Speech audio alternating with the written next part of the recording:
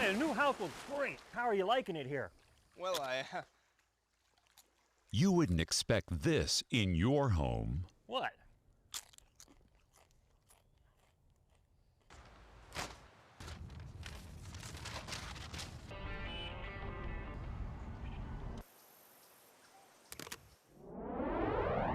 Why on earth would you do it in ours? Hillsborough County put waste in its place.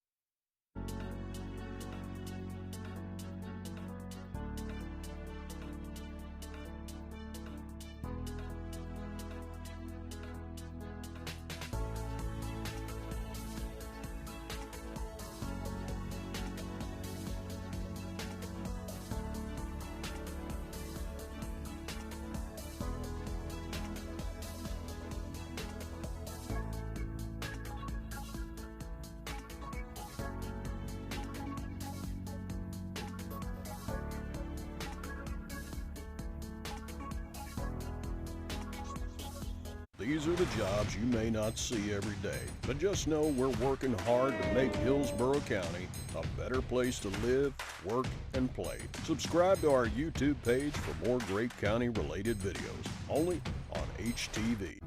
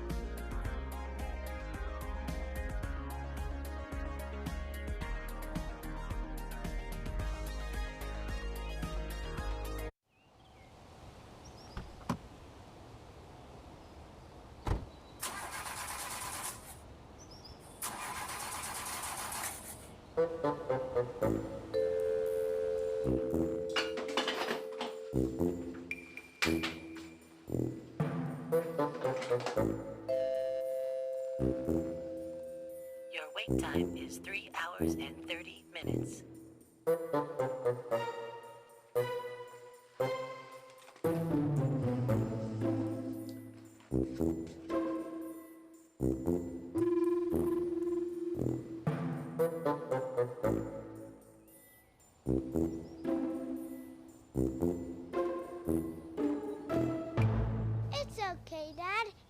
just not your day. I know. No, I mean it's not your watering day. Oh, right. Look! Sometimes it's just not your day. Hillsborough County limits lawn and landscape watering to specific days in order to preserve year-round conservation. To find out your watering days, just visit hcflgov.net/water restrictions and enter your address.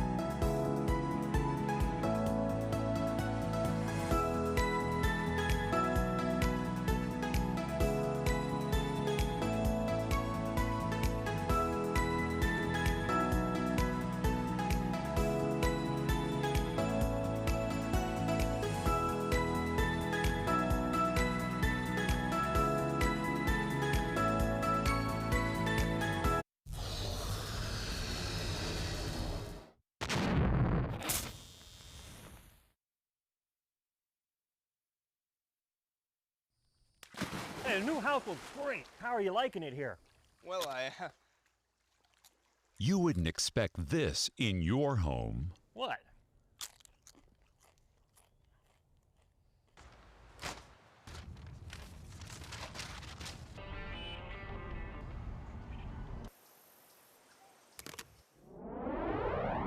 Why on earth would you do it in ours? Hillsborough County put waste in its place.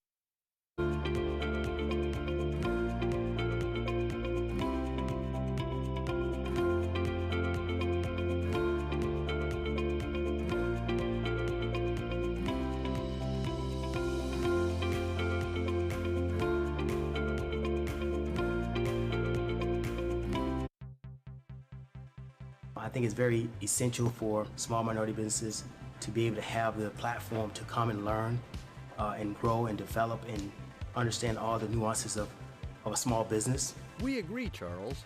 That's why Hillsborough wants to do business with companies like yours. We offer organizations registered as small or minority businesses with the county free training to learn the ins and outs of doing business with us. and to enhance your skills at securing contracts with other organizations. Registration also includes opportunities to network with other certified businesses and access to many other no-cost educational resources.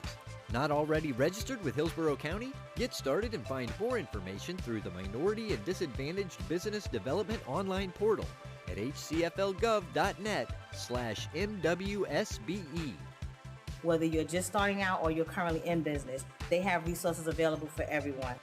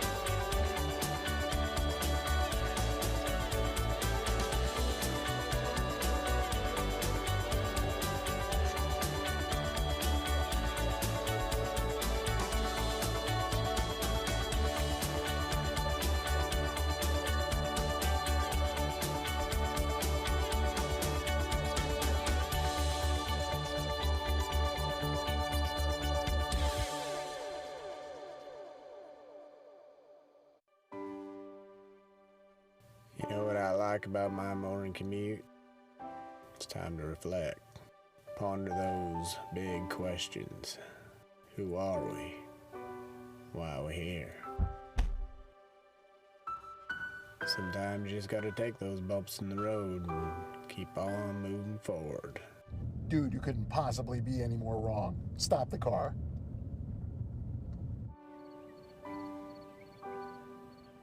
That's deep, like me.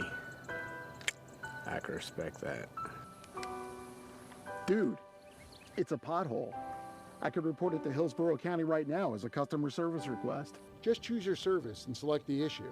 Your browser pinpoints the problem, and you can add any important information and even take a picture. It puts Hillsborough County at your service 24/7. Well, all right.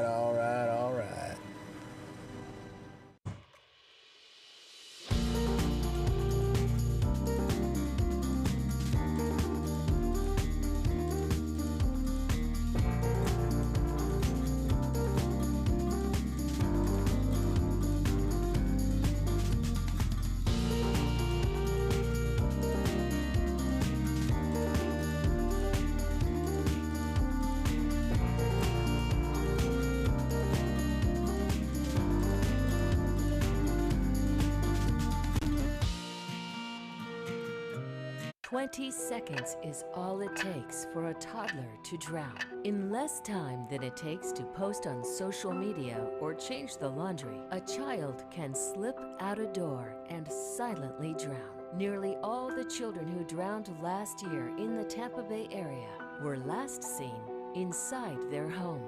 Visit PreventNeedlessDeaths.com right now to learn more about simple steps you can take today to save a child's life.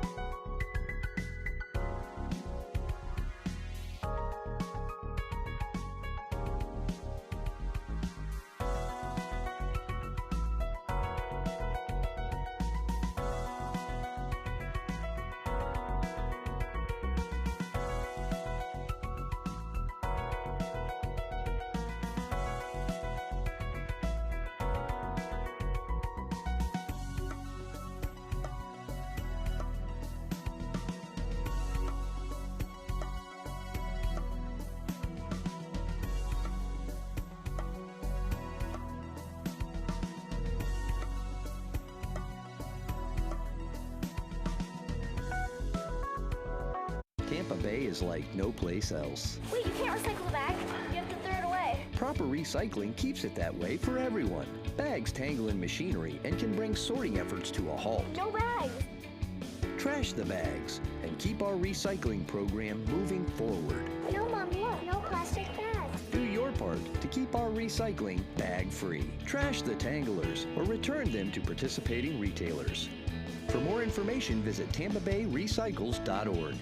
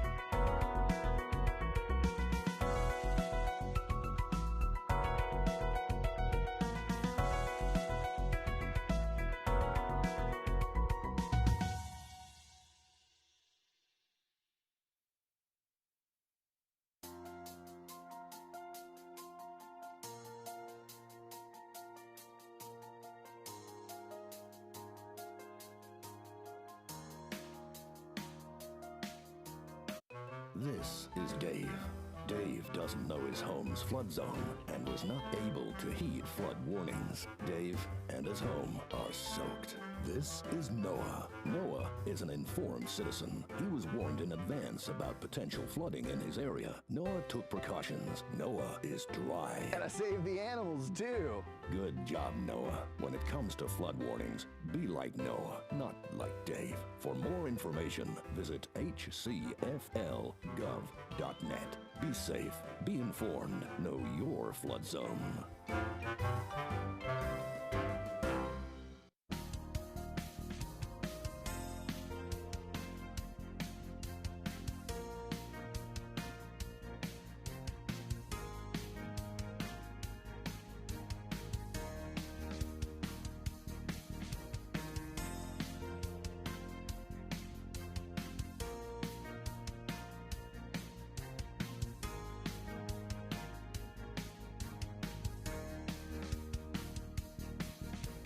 Flossing in the morning is a really great way to keep your teeth healthy and start the day.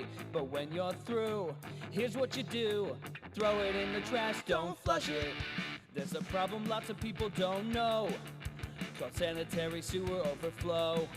A condition buried deep in the ground, inside of pipes where bad clouds are found. It's a problem we can all help solve, so throw it in the trash, don't flush it. Baby wipes, bandages, cotton pads, paper towels, dental floss, clog up bad. Medicines, kitty litter, cotton swabs, hair. Throw them in the trash, don't flush it.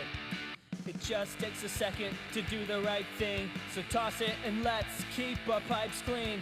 Throw it in the trash, don't flush it. If it's not toilet paper, don't flush it. Even if it says you can, don't flush it. If you're having any doubts, don't flush it. One more time, don't flush it.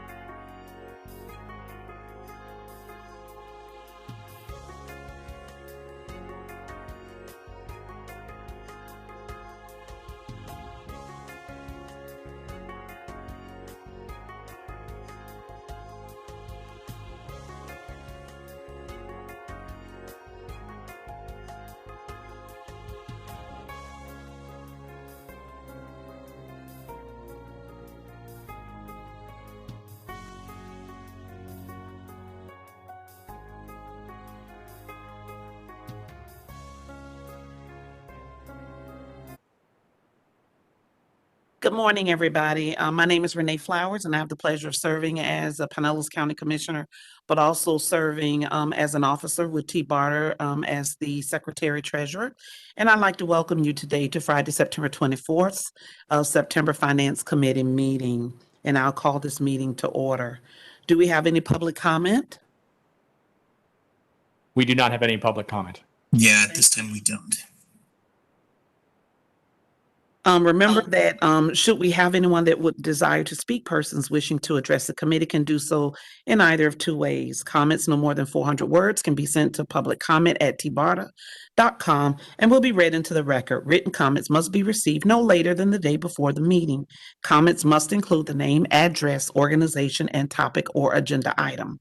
The second way by which you can address the committee is to speak during the meeting by phoning in at 1-929-205-6099 with the meeting ID 863-6327-0990 and passcode 066864, 30 minutes prior to the start of the meeting. You will first speak to a staff member, then be able to provide public comment for a maximum of 3 minutes when recognized by the chairman.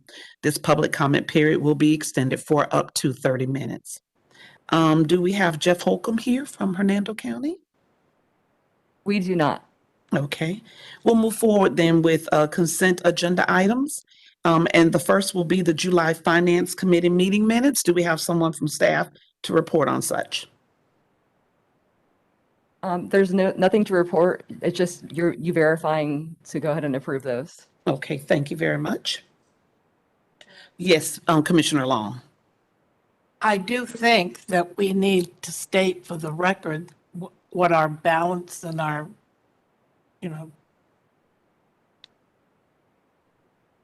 Commissioner Long, we will be going over the financials after we approve. right. Previous. But right now we're voting on the July Finance Committee meetings minutes.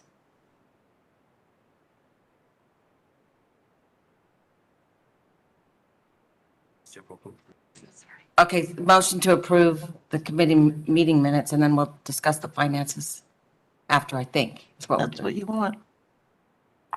That's what's in our script. Do we have a second on approving the minutes? That can only be you, Janet. I don't agree. Okay, we don't have a second. So we do not have a second on approving the committee minutes.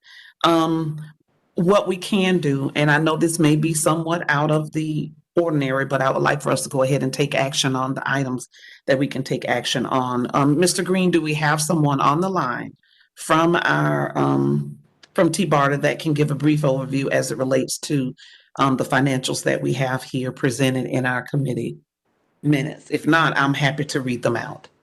Yes, Madam Chair, our Director of Accounting is online to review the August financials as item number 5 on the agenda. Okay. If you could be so kind as just to go over for us where we are.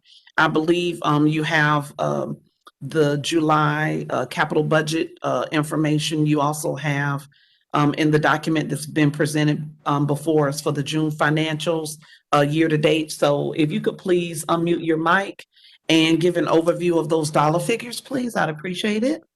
Yes, hi, this is Melanie Williams, Director of Accounting for TBARTA.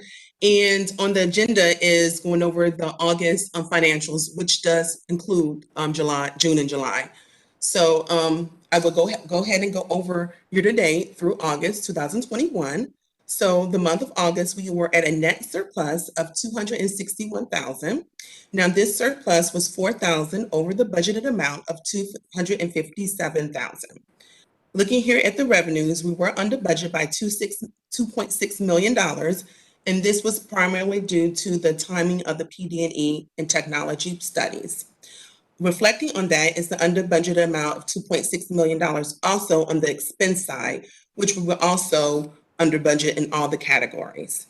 So going over to the balance sheet through the year to date through August, we had accounts receivable of $518,000, and then our accounts payable balance was $359,000. At the end of August, we had a total of $490,000 in the bank. And that concludes the summary, and that does go through year-to-date through August 31st.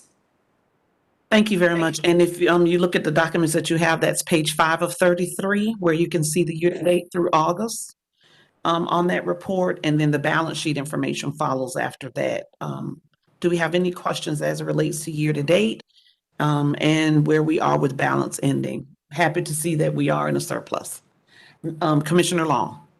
Yes, does that include the dollars from our grants that we have not yet spent, Melanie? That includes no, it does not. So it includes the actual revenue that we incurred through the month of August, through year-to-date through the month of August. If I may follow up, Madam Chair? Yes, ma'am. So what is the amount of dollars that we have in our grants that are sitting there unspent? The amount that's remaining? Yes. I don't have that at the top of my head right now.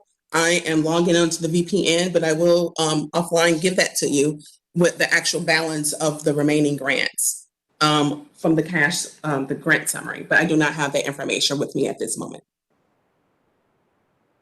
Interesting. Well, do you think you can find it before I leave today? Yes, I can find it and just if you give me maybe about 5 minutes to log on to the VPN. That'd be perfect. Thank you. Computer, I'll get that to you. Thank you. Thank you, Madam Chair. Welcome. Do we have any other questions as it relates to the finance report? If we do not, we do have a motion on the floor. May we have a second to the motion to approve those minutes, understanding that we will be receiving the additional information requested by Commissioner Long, which is to present us with the dollar value of the grant funds that we have that were not listed in the finance report. We have a motion with a second. All those in favor signify by saying aye. Aye. Any opposed? Thank you so very much. We've kind of gone over the August financials, but if anyone wants some additional clarification, we could have Melanie say that. Or Melanie, if there was anything that you did not go over as it relates to the August financials and the information you just presented us with. Yes, I do have the balance of the summaries up for Commissioner Long. Thank you. So for the total, through all of our grants, our remaining balance is about $8.4 million that we have not spent, and that includes all of our grants. That was at the end of August. And I don't know if you want the breakdown of each of the grants, but the total remaining is what we need to spend. Press your button. I'm sorry.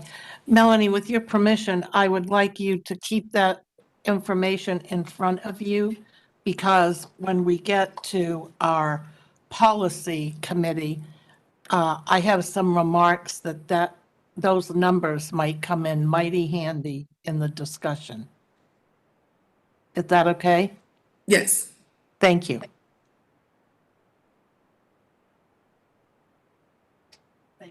Thank you, Melanie. I'm sorry. I have to keep remembering to push the button so you can hear me when I'm speaking. Thank you so much, Melanie, for providing that information. We appreciate it. Are there any other questions as it relates to item number 5 for information items on our agenda?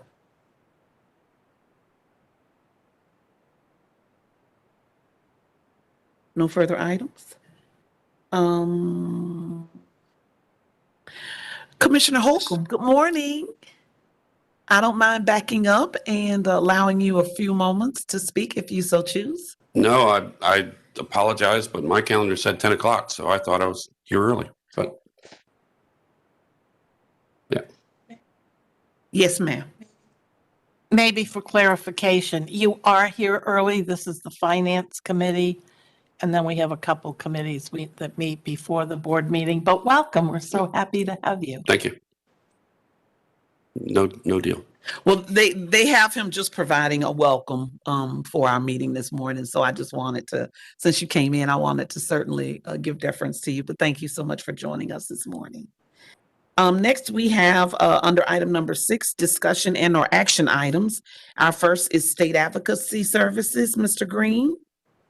Thanks, Madam Chair. And this is an action item for the committee to consider.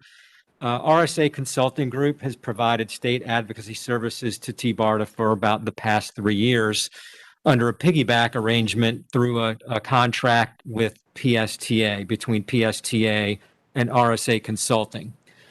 Those services will expire on October 25th, but PSTA recently awarded a new agreement to RSA, and TBARTA is again eligible to piggyback from it. The new fee that TBARTA negotiated with RSA is $5,000 per month, which is 41% less than the $8,500 a month we are currently paying them. And there will be no change in services that RSA provides TBARTA. PSTA's agreement does allow termination for convenience upon 30 days written notice, and we are fully satisfied with RSA's performance. The fiscal impact is $5,000 per month funded by local contributions, and this expense is included in the approved FY 2022 operating budget. The recommendation is to award a 3-year agreement to RSA Consulting Group for a total contract amount not to exceed $180,000. And our request to the Finance Committee this morning is to refer this item to the full board for consideration. Thank you, Mr. Green, and I am very appreciative of the $4,500 cost savings that we'll get, especially knowing that a lot of the items that are on the PSTA's calendar, and I serve on PSTA board, and so does Commissioner Long. It's really good to know that we would have that type of communication and savings because we're working together on a lot of things that kind of overlap each other. Do we have any questions or concerns or comments? Commissioner Long. I would like to ask the same question that I asked at PSTA when this came up, if you don't mind, David. And that is, in this new iteration of the contract with RSA, is the Susky Consulting firm part of that? As I understand, the Susky firm will still be tied to this agreement in a limited fashion, not to the extent that they participated over the past 3 years, but they will be available to assist if, in fact, we need their support. So is it unreasonable to expect that at least once a year they could come and let us hear from them about what they're doing? I don't think that's unreasonable at all. Thank you, because they have not been involved this last year. And quite frankly, I cannot remember the last time I laid eyes on Alan Susky, who I'm very fond of and like very much. So that's not the issue. But if we're paying them and he's supposed to be part of the deal, I would like to at least have him come once. Understood. Thank you. Thank you, Commissioner. And I do believe and would have to agree that whatever they're working on and where they are, you know, just like we receive reports from our other lobbyists and representatives, that it would be most appropriate to, you know, have them present before the board so that we know what they're doing and we can ask questions and make sure that they are presenting to the legislature what it is that we're actually looking for. Yes, Commissioner Hochul. I would just bring up that it'd probably be the most effective to have that sometime after session, springtime, maybe early summer. That's when they'll have probably the most information on what's recently happened in Tallahassee. So, and I was in Mr. Susky's office yesterday. He wasn't there though. Oh, there you go. I'm beginning to think he's a figment of our imagination. Commissioner Starkey, do you have any comments in this regard? No?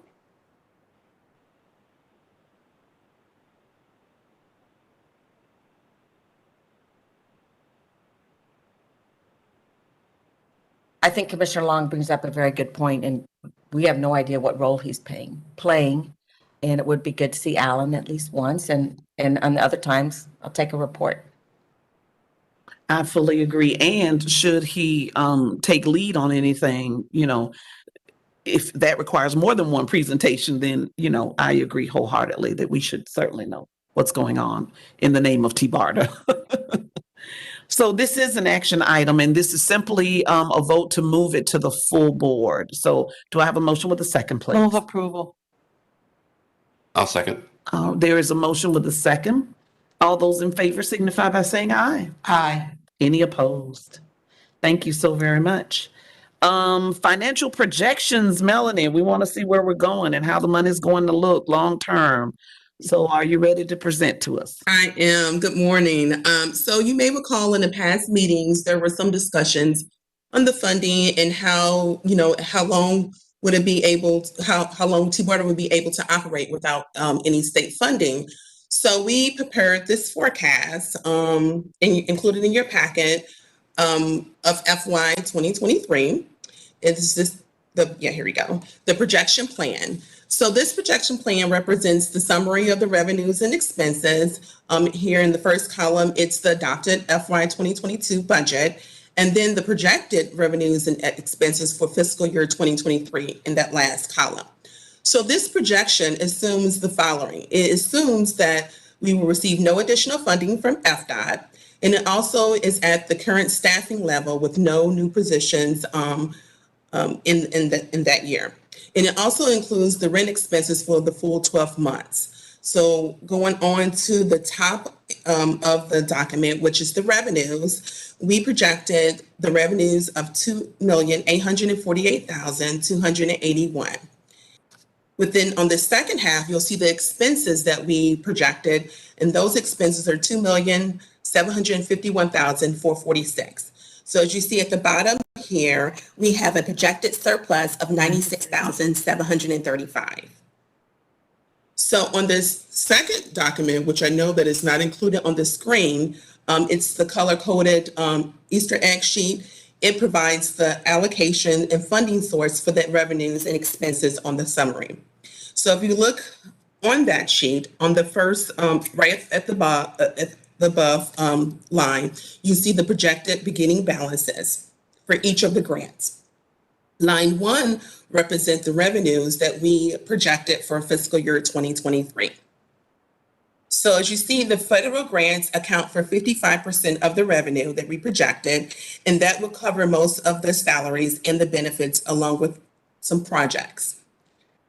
FDOT grants would account for about 26% of the projected revenue, and this is mostly covered the commuter assistant activities and along with some consulting. Lastly, the local partner contribution, which represents 19% of the projected revenue, and that would cover the remaining operating expenses. If you're following along on the last page, we here have on line 74, it shows the total projected operating expenses for fiscal 2023. And then on line 77, you will see that the grants that's remaining, the ending balance that we have. So here you can see that the remaining balances are 5307 of the federal grant, which is $2.1 million remaining, and then also the CAP grant, which is a small amount of $31,000. So in conclusion of this analysis, it shows that TBARTA can operate with the existing funds that we have through fiscal year 2023 without getting any additional funds from FDOT. However, after September 2023, TBARTA will need additional funding to continue to operate and carry out its mission. And that's just the forecast. Thank you very much, Melanie. So the federal ARP operating, which is in the light blue Easter color, that is the $246,767 for the American Rescue? That is correct. Okay. And this just brings up a question. Of the $8.4 million that's unspent in grants, that is, those dollars are for specific projects, for anything that we have on the drawing board right now and things that we need to take votes on to move those items forward. Is that correct? Are you asking, could you repeat that? We need to vote on what now? The 8.4, this is it brought up another question when you stated we have about 8.4 million in unspent dollars that are all grant related. So I'm asking those unspent dollars, they shouldn't be reflected here, but for those unspent dollars, those are for projects that we have on the drawing board that are moving forward slowly, and those dollars will be spent down as we move through those projects, correct? That is correct. So in the forecast here, you do see some of this $8.4 million here. Okay. Right. So it's all mixed in with the CARES Act funding, the American Rescue Plan Act funding, the Section 5307 capital funding. All of that is a part of it. Right. And you remember the remaining balance that is as of August. So we still, that is allocated for the fiscal year 2023. And then also, which we have $4.6 million that was adopted for the budget for 4.6. And then the projected is 2.8. So remember the 8.4 it's just through this fiscal year of 2021. Okay. That's remaining. And my final question is, Mr. Green, this is with the reduction in staff also? That is correct. The staff reductions were implemented roughly a month ago, and we're projecting no new positions. Okay. Do I have any questions of the members of the committee? Commissioner Starkey. Well, I have some new business. Is this the time I can bring it? New business related to this report? No. Okay, we'll I'm going to try and give Commissioner Long a moment. We're running over. I can bring it up in the policy committee, but we only have 16 minutes left, and we were supposed to start the policy at 9:30. So okay, I'm going to keep us on track. Commissioner Long, did you have any questions related to the report that was just provided to us for the forecasting budget? Yeah. But I'm in the deference to time. I'm going to just sit on them until further discussion comes up. Okay. Thank you. You're welcome. My pleasure. Yeah, I'm trying to move us right along so we get caught up. So we need to have this requires an action so that we can move this forward to the full board for approval. Do I have a second? All those in favor signify by saying aye. Aye. Any opposed? Okay. And other business, you're going to hold that until the next committee meeting so we can get started on policy. Is that correct, Commissioner Starkey? Future meeting subjects. David, did you want to go over any future meeting subjects? No, Madam Chair. All right. Having no further business to come before the Finance Committee, this meeting is adjourned. Thank you all so much for coming and making it. I appreciate it. Yes, Commissioner Starkey. We're going to roll into the policy committee, but it's not going to be as professionally run as that one was. Thank you for that compliment. I appreciate it. Hey, Mayor. All right. I'm going to call to order the policy committee of TBARTA. Persons wishing to address the committee can do so in either of two ways. Comments no more than 400 words may be sent to public comment at tbarta.com and will be read into the record.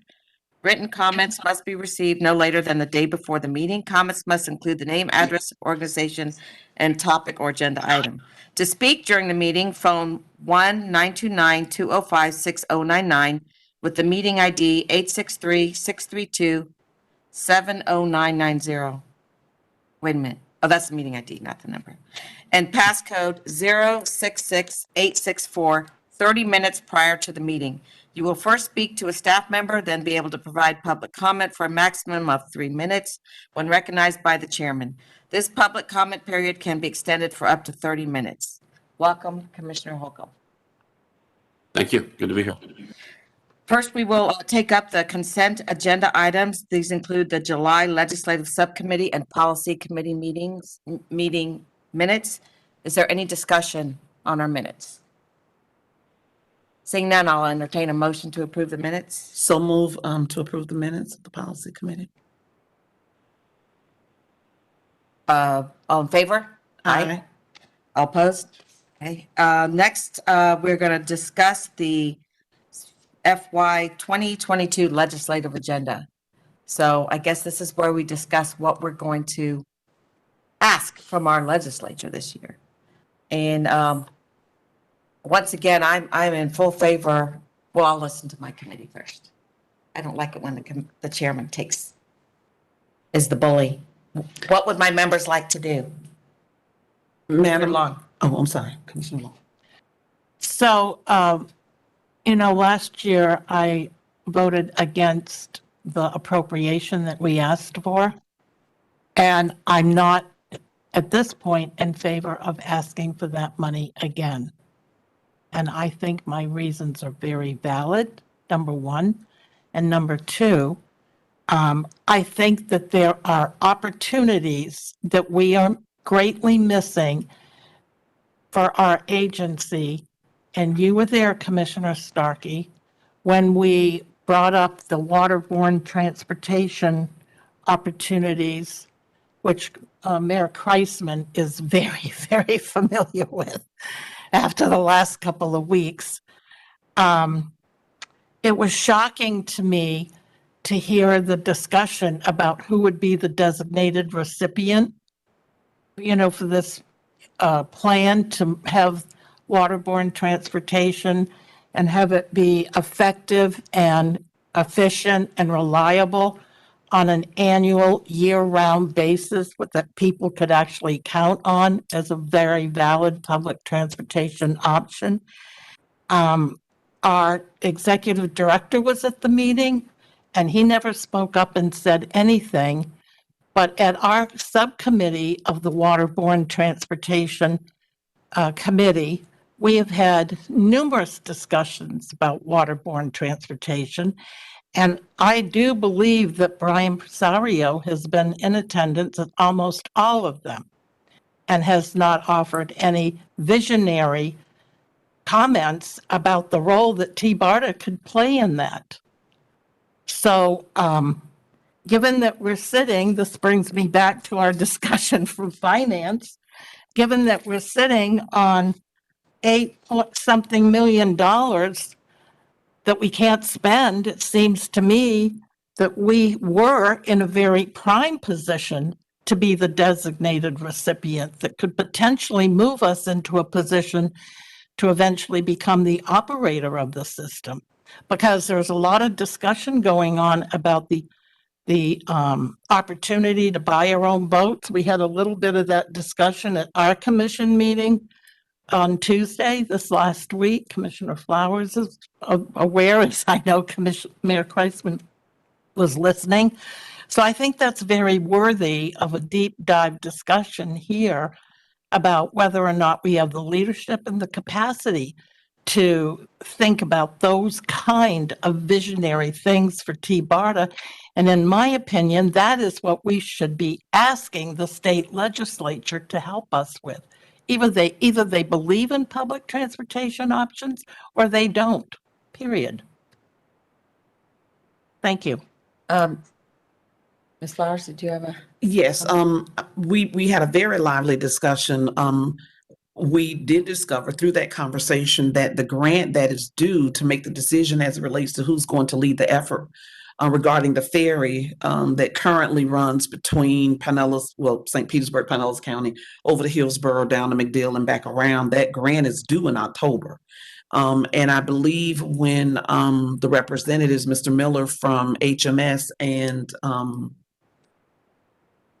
thank you, Ed Taranci. I only had one cup of coffee this morning, y'all. I need two.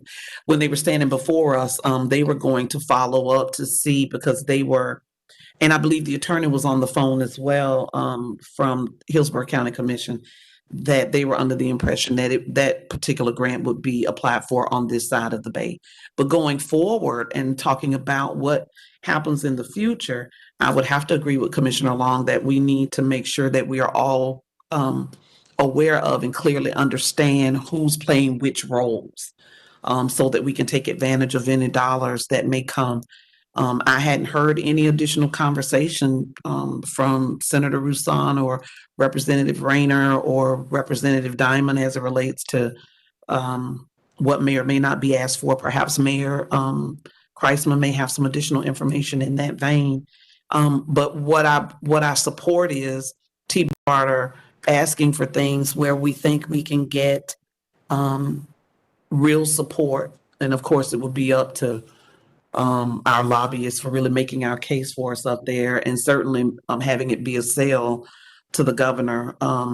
But whatever we ask for, it should be something that we think is doable. We know how Brandeis feels. We know what he said. So probably going in that direction would be another battle that we may not win. I'm not saying we won't, but I think we should be asking for something where we can all push forward, and it's a regional ask. So I'm going to jump in just on the sake of time. I'm going to agree with the two commissioners that any regional transit program should come out of TBARTA. That is why we were here. If it's water transit, if it's air taxi transit, if it's train transit. And on that line, we had a TMA meeting last week, and we're going to be talking about the CSX line that goes up to Brooksville. And it's a great opportunity to go for a grant. I don't know any of the deadlines. But I brought up at that meeting, where's the money going to land? And I think I felt some people want it to land here. And I don't mean here, TBARTA. And in my opinion, it needs to be with TBARTA. So we need to be speaking up with a louder voice about who is the appropriate applicant and receiver of regional transit money. But I want to go back to the legislative ask. And I am aware, and I'll be with Wilton on Tuesday, that Senator Simpson is a very good big supporter of TBARTA, and that money will go. I believe our legislative ask will get to the governor's office again. I think we have someone in the office that maybe put a bug in the governor's ear, and I think we need to work on that. But I think we should go again because, we're still not where we need to be financially, and we don't know what's going to happen with these grants. So I would like to. My personal opinion is we should ask for that grant again and not have it be vetoed. I have one other issue, and this is kind of crosses policy and finance. Mr. Green informed me that the way the counties pay their dues to TBARTA is really kind of on a voluntary basis. And I kind of think we should formalize that. And I don't know what the right wording is, but we should have some kind of interlocal agreement or something that we're paying something, because apparently we don't have anything like that. But Madam, if I may. Go ahead, Janet. Well, you know how much I love you, Catherine, but the fact of the matter is the counties that are part of TBARTA are in the statute, the Florida statute. So that's not voluntary, in my opinion. Okay, I'd like to hear from Mr. Green on that, because he told me it was kind of voluntary. The counties are identified in the statute as being partner counties of the agency, but there's nothing in the statute that identifies any amount of local contribution that the counties will pay the agency. And I feel like we should fix that. I couldn't agree with you more, but here's where it's important to be careful what you ask for, Mr. Executive Director, because our county, Pinellas, will balk if that money's being used for operations.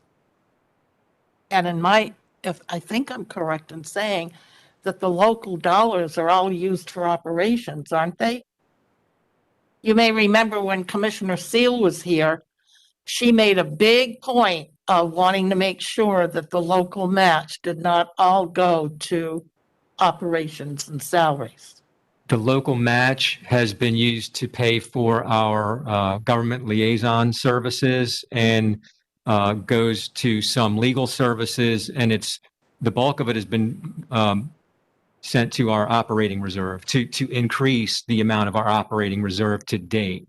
But if we don't get any new state funding, as Melanie explained during the Finance Committee meeting, we'll have no choice but to use the local contributions for operations and salaries. So the information that she reviewed kind of justifies the fact that we need to ask the state for money. Thank you. Would any other counties, well, we have City of St. Pete and we have Hernando County. You want to speak? Oh, you're not on are you on our committee? Mr. Chairman?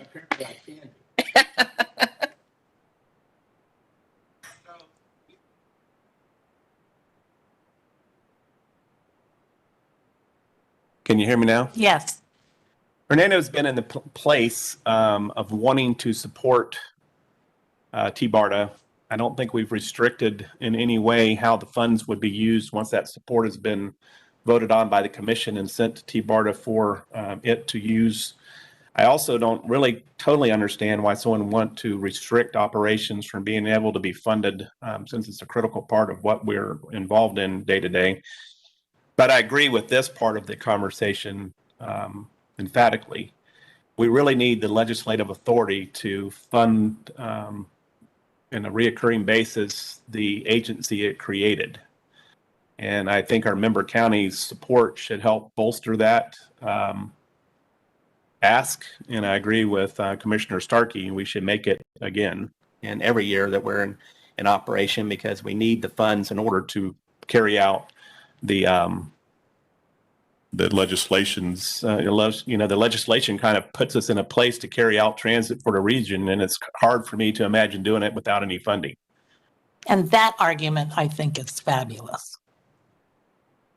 Commissioner Flowers. Thank you, Chair, for saying that, because we had a large part of that conversation, even talking about the ferry, that if there is no current operating boat, you're not in a position to be able to apply for funds that are coming down the pike.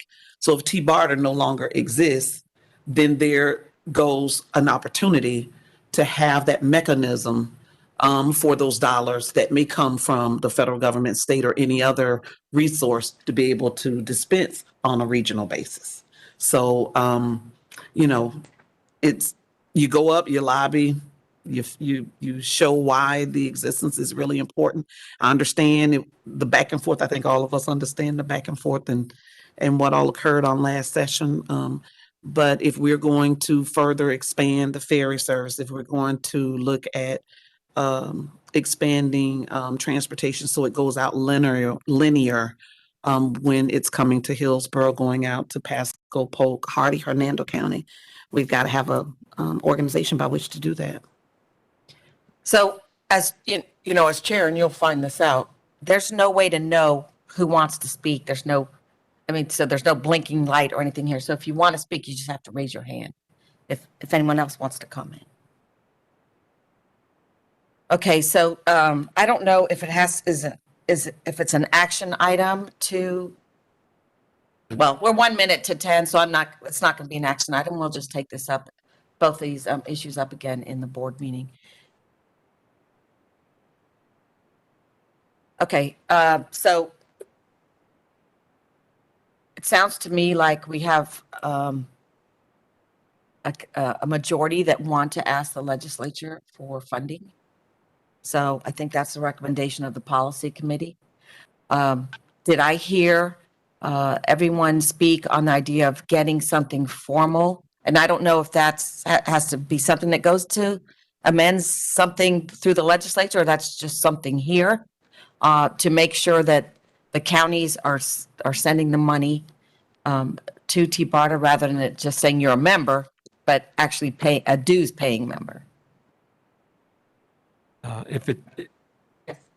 So in that structure, consistent with Commissioner Long's thoughts, we not only should approach the counties to be involved in TBARTA and help us support our mission to get additional funding. With that request, we should structure and understand clearly how those monies can be used. I don't want to put our staff in the awkward place of trying to filter through the monies that we have for TBARTA's purpose and spend it in the wrong way. So if a member county intends to direct funds in a certain way, that should be a part of the structure so that it's consistent. I think there's no one here from Hillsborough, but I think I remember them saying that none of their money could be used for the lobbyists. Commissioner Kemp, yeah. Microphone.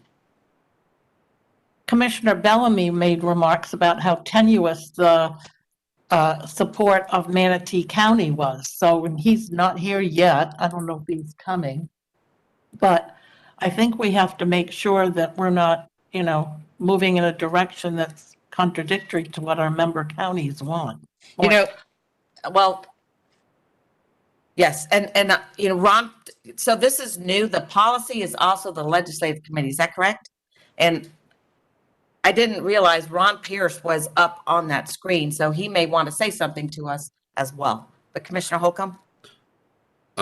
My apologies, but being the first time here, you know, I haven't quite gotten all the details in the legislative ask, so I'd like to see that. But, you know, I would be supportive of that. Because in my mind, this is kind of going to function like our MPO in that effect, where we're taking federal dollars and allocating them to different projects for our case, Citrus and Hernando County. But if Hernando County in this case is going to be putting up a fee or whatever, I mean, we're finalizing our final budget for the year on Tuesday. So the cart has pretty much left the barn on that. It's already in your budget. Okay. All right. So like again, new here, so learning. But you know, for those funds, the question would be, you know, as we stated earlier, is it going to be used for lobbyist operations? But overall responsibility, in my opinion, needs to come from you know, the state body to fund, and then our purpose here should be putting that to the best use regionally. So. All right, I want Ron Pierce to speak to this committee very quickly, and we're running out of time. So go ahead, the floor is yours, Ron. Sorry, you're really far away. No problem, Madam Chair. Thank you so much, and I'll be brief on this. So we talked about this a couple of years ago, and I thought the board at that point in time talked about more of an MOU opportunity would be maybe the best way to go, working with the counties directly. You know, we've opened the Enabling Act the last couple of years. You know, we can once again do that if that's the board's discretion. We'd have those conversations, I think, with Senate President's office as well as committee staff on the best way to do that. You know, saying they're going to have to pay dues is one thing, but then we're going to have to start getting into how much is that done on, you know, right now it's done on a per population basis. I'm not sure we want to be that prescriptive in state law, but obviously we'll follow the direction of the committee and the board on this. Well, you know, I don't know how the number is arrived at right now. Is it maybe by population? It's by population at the Regional Planning Council. Yeah, and I'm fine with that, to keep it that way. You know what? It was kind of hard to hear you. Now, I have water in my ears, so I can't hear real well. But did everyone else understand his first few sentences? Because I didn't. I understood what he was saying. He was saying that they will be more than happy to go forward and push the legislation that we're asking. But when it comes to dues paying, like what we're discussing, he said he would have to do more research in that area, and then we would need to come up with how do we want to determine who pays what amount of dues. And then you guys are saying it's done based on population. I think staff should maybe get with Mr. Ron Pierce and his company and come up with some type of draft language and bring that back to us for discussion, so that we have something with a little bit more meat to talk around. You want to make that in a motion? I'd like to make a motion that we're directing staff to get with Mr. Ron Pierce and Associates to come up with some draft language as it relates to a structure by which counties would pay dues into TBARTA for regional representation. Discussion? I just wanted to point out that we have some cities represented here today, and I think it would be interesting to see what their thoughts are with regard to participation and dollars. Yeah, I don't, thinking back historically, I don't know that the cities have done that. Obviously, if there's a change, you know, we haven't budgeted it, and our council will be approving the budget, so it wouldn't be something that we'd be prepared to undertake in this fiscal year. But your city is also spoken to in statute. That's interesting. Well, let's bring that back and let's see if we can include the cities for next year, because I would agree that wouldn't be appropriate to bring it to the cities, you know, now when they approve their budgets, really, the first run. But I did not know the cities didn't pay, so very interesting. Okay. So, to be clear, in the motion that was made, the structure that we'd be presenting back to the board could include the cities in the conversation. Correct. So, yeah. I would accept that friendly amendment to the motion. And again, this is just draft language so that we will have something to really talk about, you know, to discuss versus just a conversation in general. All right, all in favor of the motion? Aye. Opposed? Motion passes. I am going to, I had one more thing. The review of the executive director, it came to my attention that only the executive committee makes the review, and I don't understand that. I think it should be everybody on the, on TBARTA, so. But I'm going to adjourn my policy committee, and we can discuss that in the regular board meeting. So those of y'all have been here since 9 o'clock, would y'all like to take a break before we start the board meeting, or you want to move straight in? We actually got started just a little late because we were waiting on members, and we've just kind of run straight through. Everybody good? I'm good, but I don't want to speak for everybody. We can move right into it, or we can take a 5-minute break if anybody needs to. Just up to the board. Mayor Kreisman. Mr. Chair, just to let you know, I do have to leave at 11 today. Let's just roll in then. So we have, I'll call the meeting to order. We have a very teeny tiny little flag up there on the desk. And we need to do roll call, but I just let you know when we move to the pledge, we do have a flag. So, roll call, please. Jim Holton will not be present today. Cliff Manuel, Present. Commissioner Long. Mayor Castor has her alternate in today, Councilman John Dingfelder. Mayor Kreisman. Here. Commissioner Kemp. Commissioner Starkey. Here. Commissioner Bellamy will not be joining us. Commissioner Flowers. Here. And Commissioner Holcomb. Here. And I do believe we have Secretary Gwen on the line. Okay. And I know Nandan will also be joining us virtually, so we can go ahead and proceed. We do have a quorum. Yes, I'm here. Sorry, I had to unmute. Thank you. Good morning, David. So, John, if you would lead us in the pledge, it's your first formal activity as Mayor Castor today. Pledge of allegiance to the flag of the United States of America, to the republic for which it stands, one nation, under God, indivisible, with liberty and justice for all.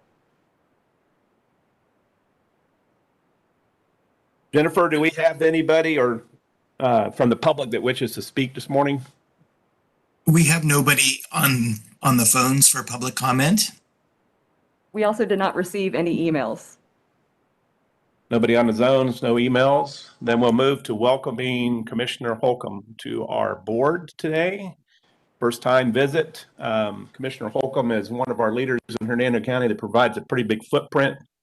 I think he'll be in government for a long time because he seems well suited for the purpose. He also is one of our service members in the armed forces, and we take our hats to him all the time for that because the things that he does for us at home include a very important part of our overall structure in the military as well. And with that, Commissioner Holcomb, I'd like you to take a couple minutes to introduce yourself, say hi, and then we'll move on. Thank you. Jeff Holcomb from Hernando County. Been a resident in Florida for 20 years now. Been on the commission for 7 years. Be finishing up my second term in 2022, and been working with Cliff for many years now, and it's been a great relationship.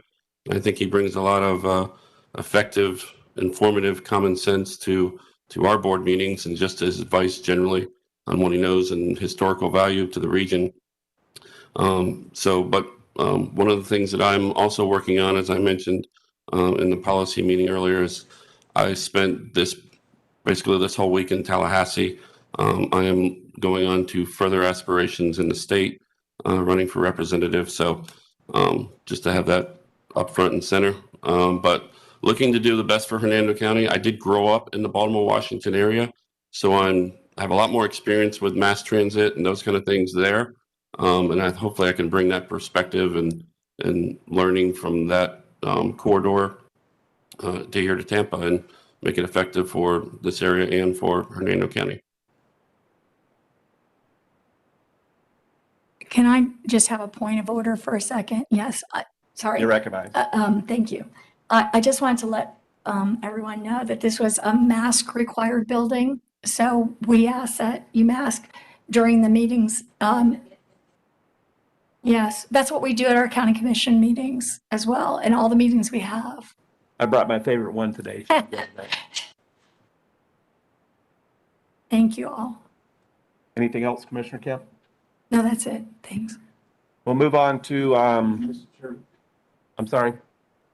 John, you're recognized. I did just want to say hello and introduce myself. It looks like I might be a semi-permanent resident over here with your board, and I'm glad to be joining you. Mayor Castor asked me to. I've served many years on the MPO, Hillsborough County MPO, and this is going into my 11th year on City Council. So she asked me to come over here and work with you guys as well. But I'm honored and privileged to be joining you. I know some of you, and I'm glad to meet some of the others. So.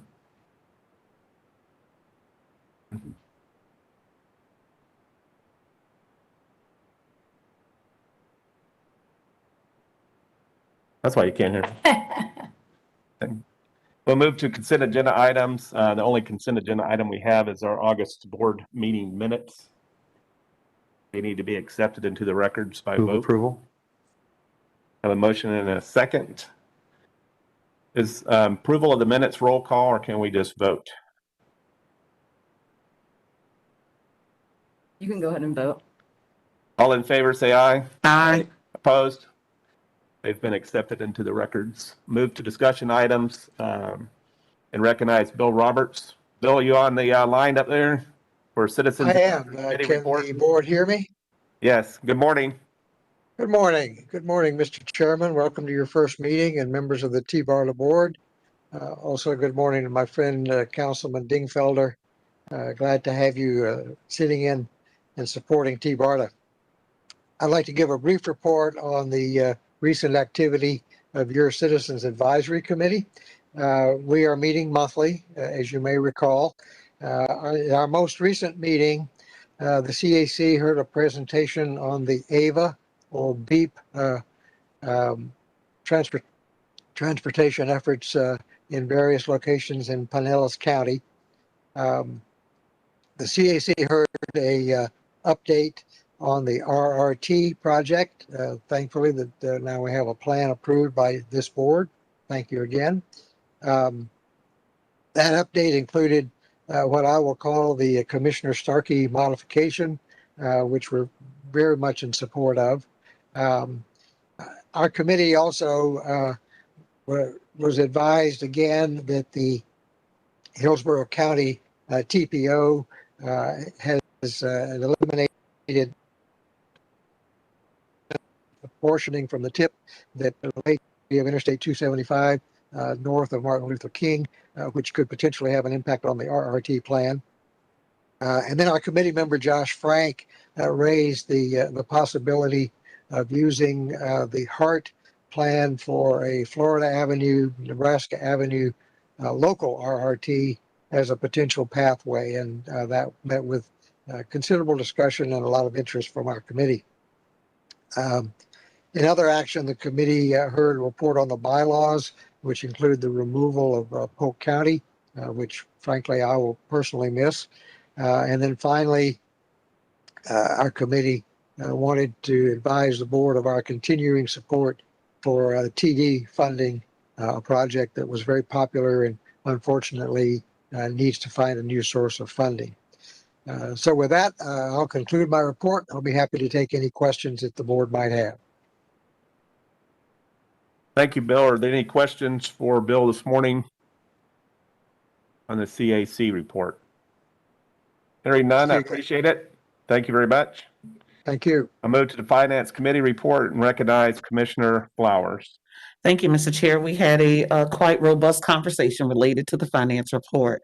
But I'm not sure if Melanie Williams is on the line. She presented to us a written finance report, but it also shows that we remain in a strong financial position. There were some questions as it relates to the dollars that we have, 8.4 million in unspent dollars that are specific to certain grants and can only be utilized in certain areas. We also had a discussion relative to Alan Susky, who from time to time, according to Mr. Green, may represent us on certain issues. And it was determined by the committee that we should in fact hear from Mr. Susky as it relates to any actions that he's doing and what's going on, because he hadn't been heard from in over a year. I asked the question as it relates to the American Rescue Plan expenditure of dollars, because I know we have up to 4 years to spend that money, and that's about $237,000. So I guess what I would like to see, if we haven't already done so, is to talk about how we plan on spending those specific dollars, because they have to be spent and we want to allocate projects on those. That can be discussed later. And the last thing we talked about was whether or not we would look at appropriating some additional transit dollars when it comes to things like the ferry service and other grants that should be regionally, should have a regional approach rather than looking at in the individual counties, but looking at TBARTA being the recipient or being the organization that asks for those dollars, so that it's held to a regional approach. That came up as a result of the ferry service and its need for some additional federal funding to maintain its existence, and whether or not it was going to be TBARTA that was going to be submitting the grant proposal for those dollars, or if it will be Hillsborough County, which is kind of what was alluded to at the Pinellas County Board of County Commissions meeting on last Tuesday, and noting that that grant is due in October, which is like right around the corner. So those were some of the comments, concerns, and questions during our committee, but we did approve the things that were on our agenda as action items and move forward.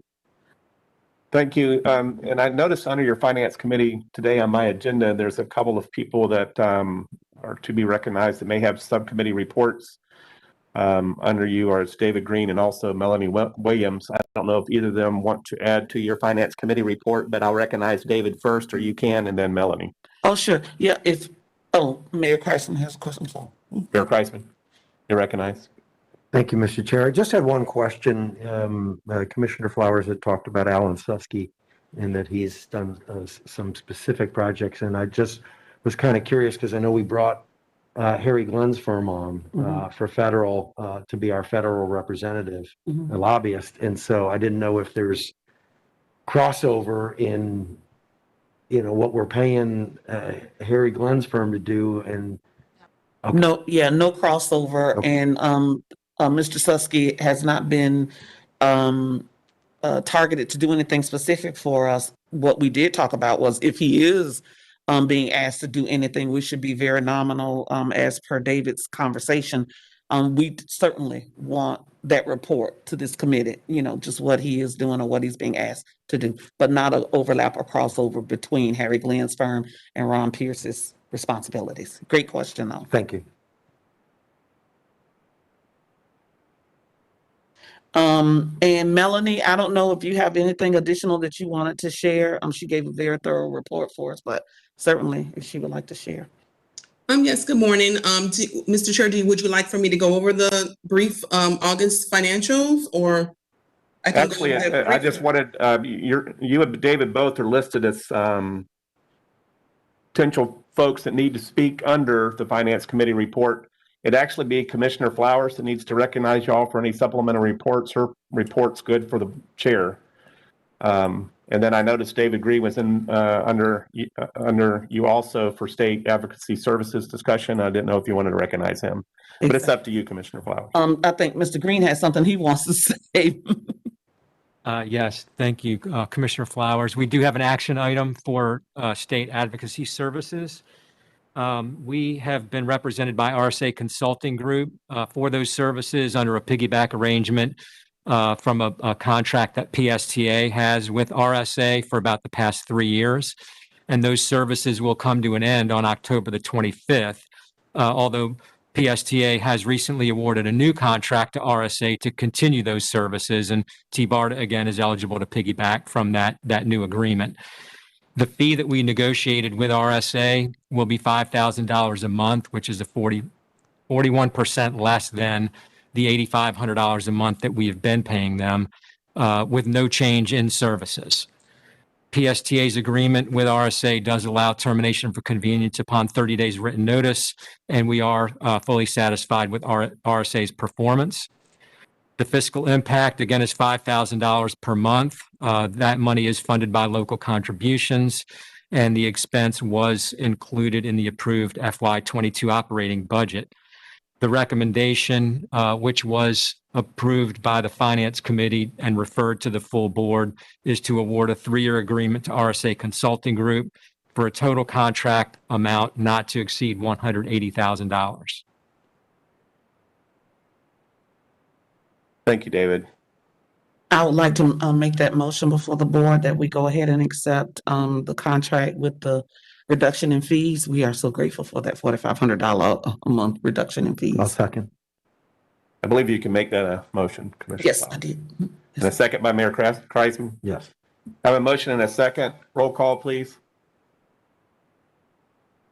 Cliff Manuel, Yes. Commissioner Long, Yes. Councilman Dingfelder, Yes. Mayor Kreisman, Yes. Commissioner Kemp. Yes. Commissioner Starkey, Yes. Commissioner Flowers, Yes. and Commissioner Holcomb. Yes. And Mr. Chair, if Melanie could just maybe go over the financial projections, I think that may be something that others want to hear as it relates to our ability to remain in operation out through 2023. Melanie, if you could go over that, please. Yes, I'm gonna go over the August financials year to date to see where we're at right now. And then I'll just conclude on the projections for the next fiscal year, 2023. So year to date for the month through August 2021, we had a net surplus of $261,000.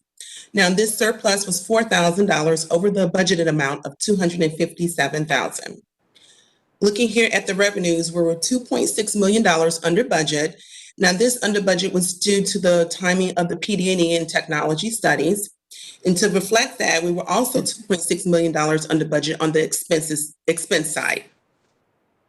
Accounts receivable balance at the end of August 31st was $518,000, and our accounts payable was $359,000. At the August 31st, we had approximately $490,000 in cash in the bank.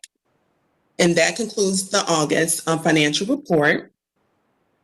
Commissioner Flowers, you want me to go ahead and discuss the forecast that we? Yes, please. Yes, Okay. please. Great.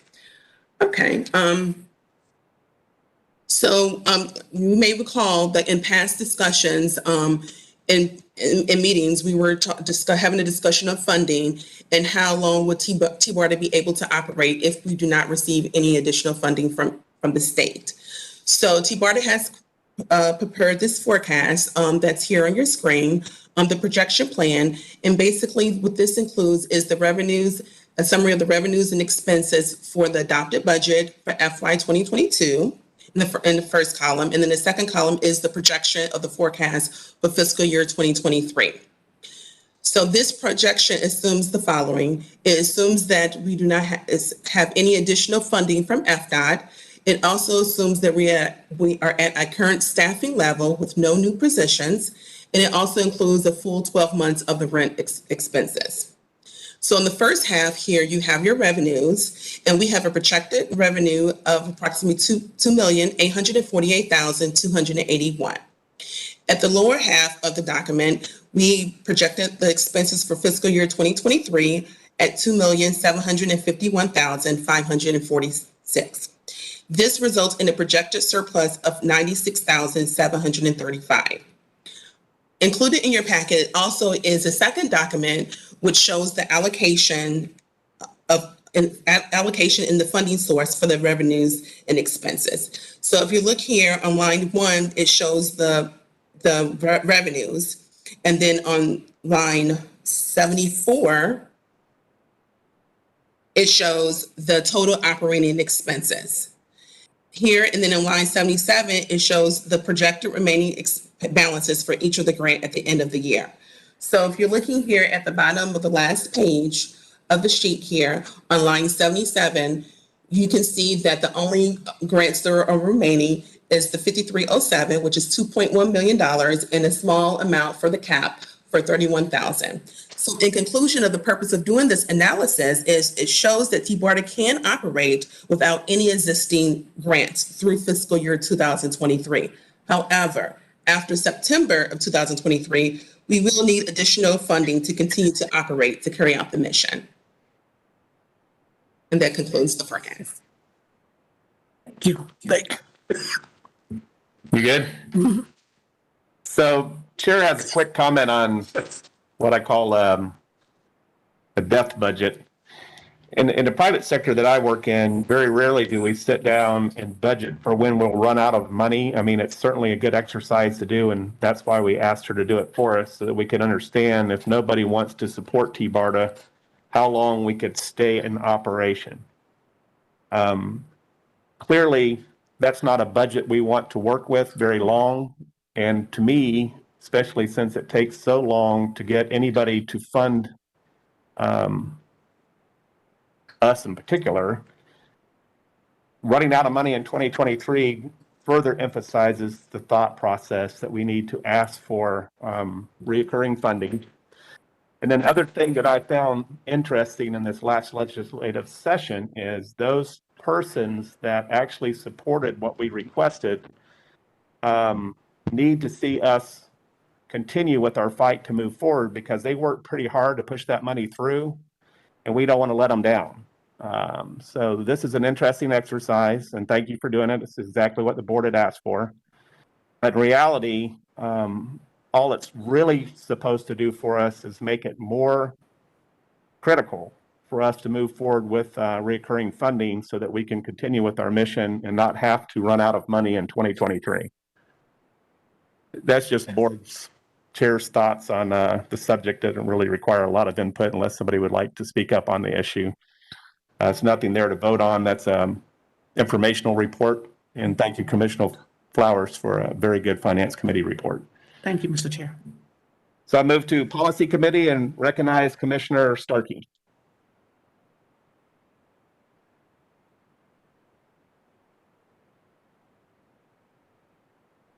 Something else we discussed in the Finance Committee that I would like to bring back up, and that is where, when we're talking about transit projects in the Tampa Bay area, who should be the recipient of dollars, grant dollars for regional transit projects. And we had this discussion at the TMA that I think it should be TBARTA, and Commissioner Long had talked to us about the water taxi grant effort. So I kind of want to defer to Commissioner Long a little bit, or do you want to add on to this conversation? Well, thank you, Madam Chair. I totally agree with you. And the reason why I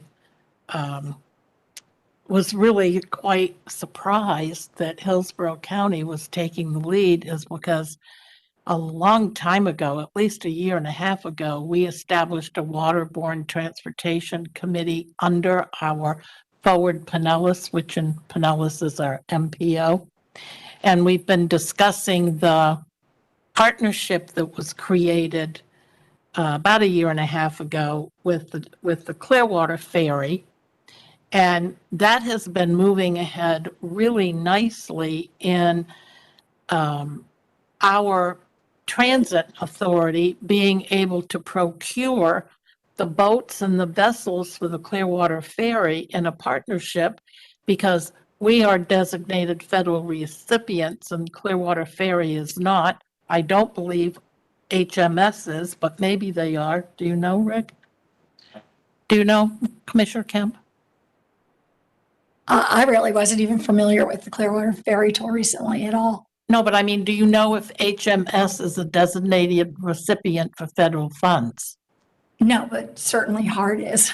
The gentleman, Mr. Miller, stated that they were not, which was why they were asking HART or Hillsborough to apply. So that even furthers my point that a local transit authority like PSTA or HART doesn't have the authority to make plans and or operate across county lines. That's why TBARTA was established. That is our specific mission here, is to take care of regional transportation that crosses county lines.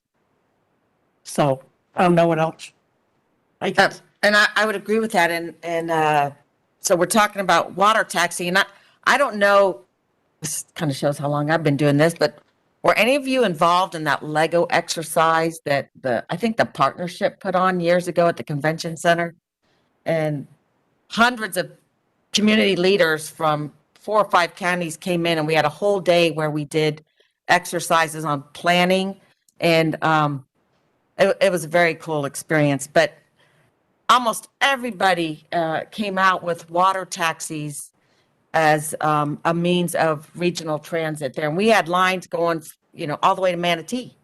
And my son goes to Long Island, this town called Montauk, every summer. And out there, they have ferries that go to Connecticut. So they're even, doing state line ferries. So I'm hopeful that this ferry business that you all are starting, which I think is fantastic, keeps growing and adds more counties to it. So I see that being the beginning of a regional ferry system. The same with the CSX line. That line starts in Hernando County and goes to St. Pete. That is a regional transit line, and we are the regional transit authority. And then I'm going to add another one into the mix. Well, of course, we have the buses, but I was just at the FACT meeting down in Palm Beach, and Commissioner Weiss told me they just signed their contract with Lilium. As you know, Lilium is in Lake Nona, and I thought he mentioned that they are they going to St. Pete or Tampa? Does anyone know? Yes. I've been very involved over the last 2 years, maybe 2.5, with Lilium. My staff and I had a very interesting Zoom call with them before Zoom was even a thing, and they were in Germany and we were here. And they were very interested in the line from Orlando to Tampa to St. Pete and down to Fort Myers. And I know that the last time I had a meeting with them, which was in Pinellas County, they were searching in Tampa and in St. Pete for a launch pad. Yes, Right. and I heard there may be progress on that, and I think Mayor Kreisman wants to speak to that. Yeah, we've definitely been engaged in conversations with them, and certainly we are hopeful that that's exactly what will happen, is that we'll be able to identify a location for them to have as the place where they can launch the air taxis from for going to, whether it's from St. Pete to Tampa or St. Pete to Orlando. But I do expect that to happen. And I'll let you know that we're just in the very beginning discussions with our 800-acre Moffitt Cancer Research Campus.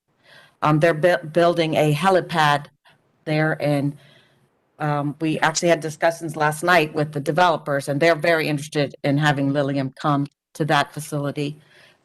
So that is another regional effort, and that we should move forward with, but its place is in TBARTA, in my opinion. So I don't know that that's an action item, but that was a discussion that regional transit projects belong here. Mr. Chair, if I may. Commissioner Flowers, you're recognized. The ferry situation that we were discussing, that has unfortunately kind of already left the building. But I think that, or I would like to ask for administration to come back with some processes that we can maybe address to the full board, because when it seems like things are happening like within our counties and decisions are being made, but not necessarily always bringing TBARTA in, at the table. So if a county is asking for something very specific to be done, but that information is not brought forth, in this setting, then TBARTA may not know until things have already occurred and kind of moved down the road, if you will. So I'm not saying it always has. I'm just hearing that there are certain things that have occurred that maybe TBARTA staff may not have been aware of. Just making a suggestion. Commissioner Long, did you have something to add? Well, to that point, it doesn't feel good to be saying it, but that's a leadership issue in my mind, because our executive director has debriefing meetings, I'm assuming with everyone on the board every month. And these things are going on and have been going on. And the planner, I don't see him here right now, but Brian has been in our meetings. And so either he's not taking the information back or somewhere there's a huge communication glitch. And we got to figure that out before we can ever move forward. Mr. Chair and Commissioner Long, that's what I was saying, if we could have staff, have Mr. Green go back and work with staff to make sure that when these things are coming up and being said, that then it evolves into a full discussion, either at the planning committee or somewhere, so that we know and we're a part of it at the beginning and say, that's a TBARTA thing. You know, you guys are going off doing your own thing. That's supposed to be a regional approach. So. Thank you, Commissioner Starkey. We're still under the policy committee? We are. Okay. Mayor Kreisman. Thank you, Madam Chair. I think part of the, part of the challenge I think that we've had and that all of us that really care about regional transportation have had here is it's almost like a chicken and egg. I totally agree that, TBARTA and the whole mission of TBARTA is to be that regional authority.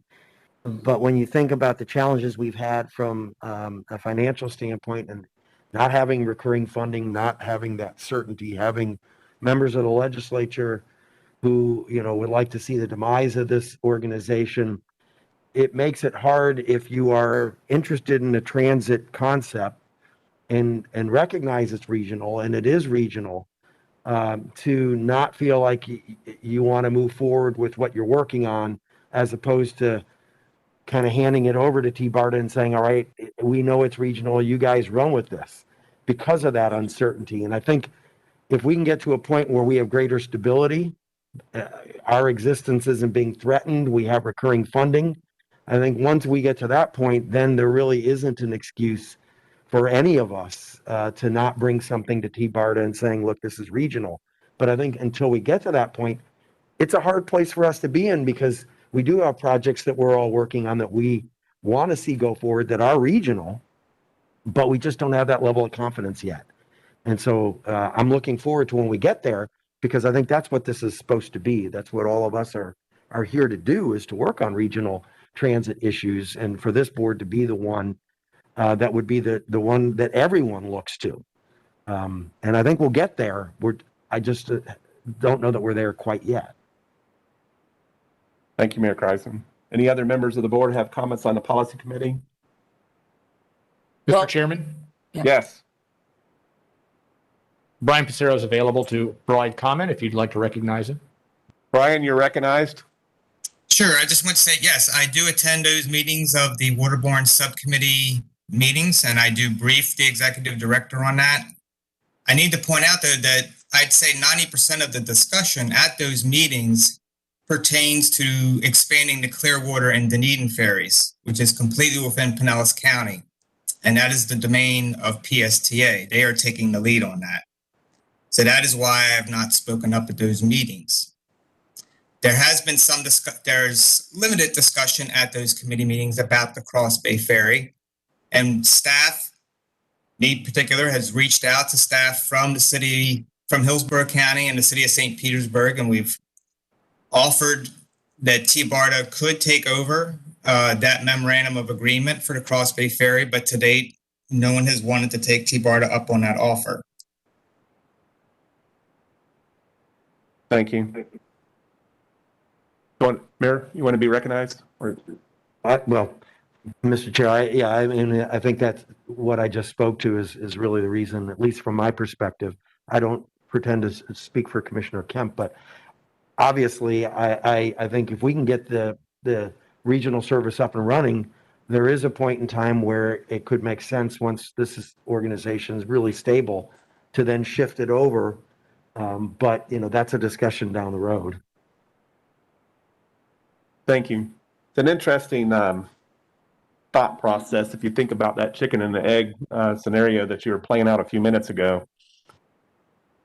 To me, to be a regional authority, our region and our authority has to be funded. in order to get funded, we really need to have the buy-in to our regional transit plan of the two other major transit agencies, PSTA and HART. We keep sort of talking around that all the time, and then we leave, and I go back home, and I said, well, I know clearly what Commissioner Kemp wants, and I know clearly what Mayor Kreisman wants, and some of those clear agendas haven't evolved into a regional concept yet.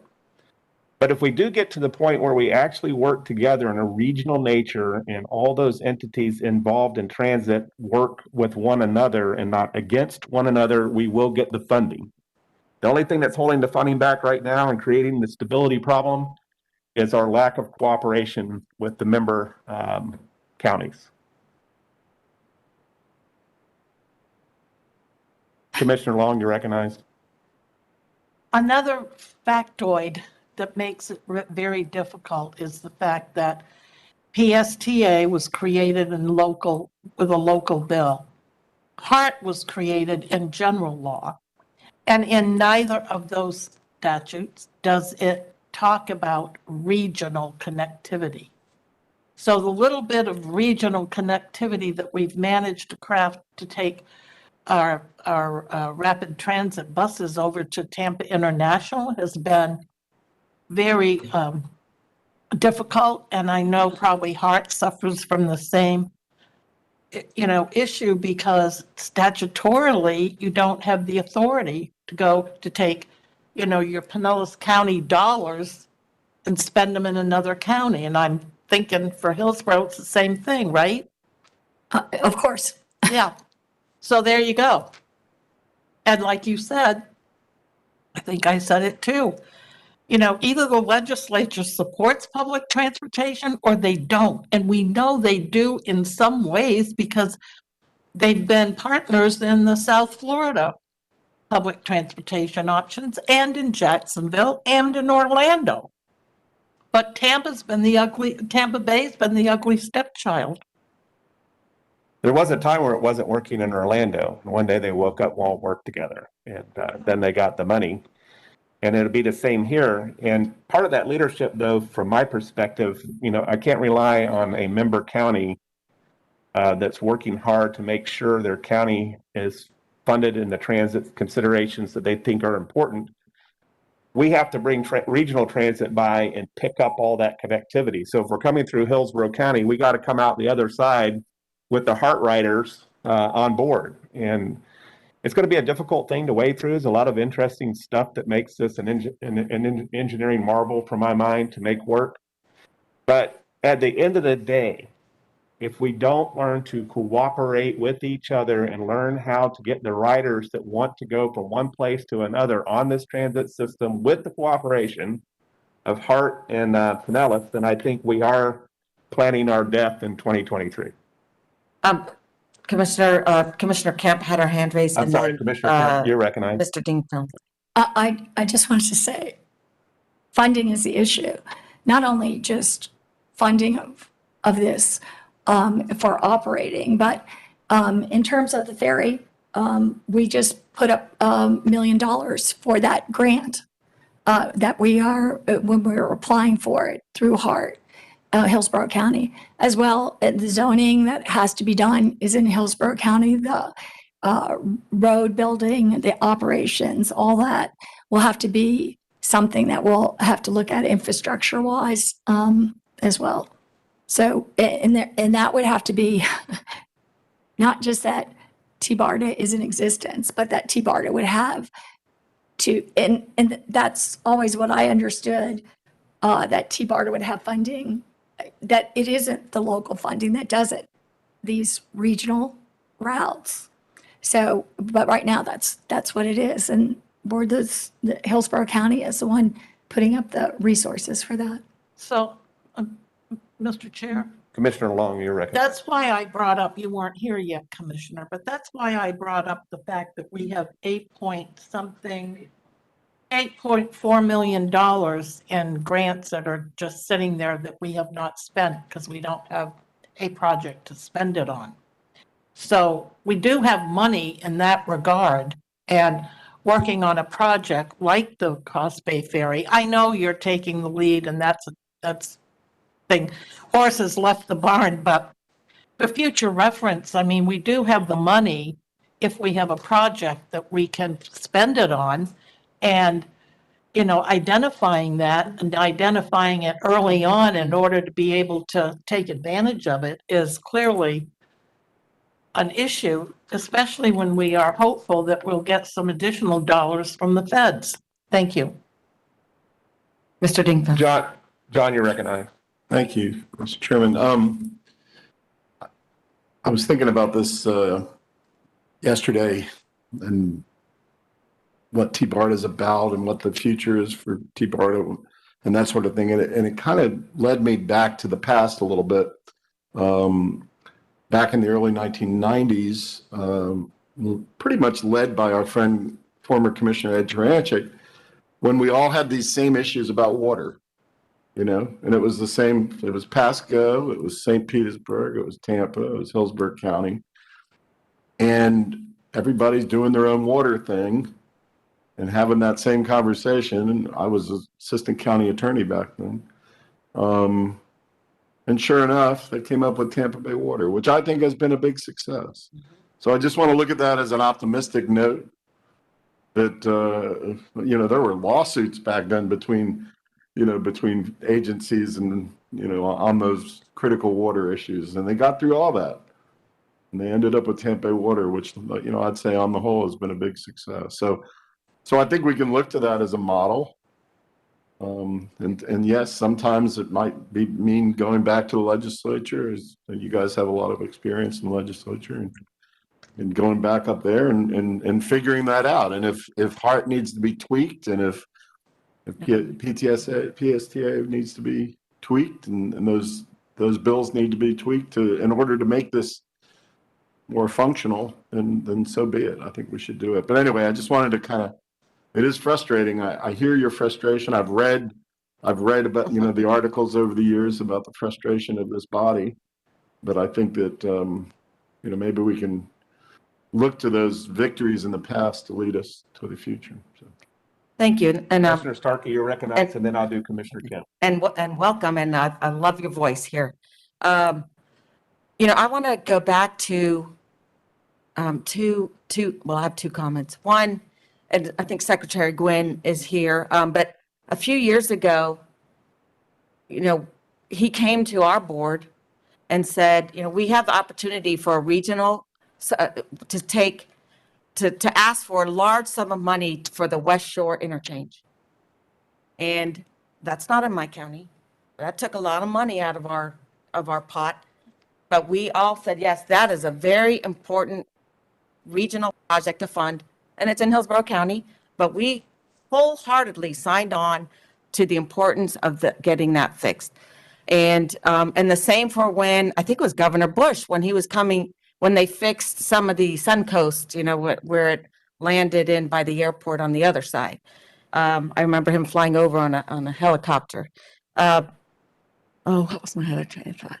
Oh, also, at the TMA meeting, when we talked about the CSX rail line, which we hope will be a regional rail line one day, all of us, I think. And we understand that it wouldn't start in Brooksville. I think we had agreement at TMA that the most important place to start would be in Hillsborough County. And then you start building out.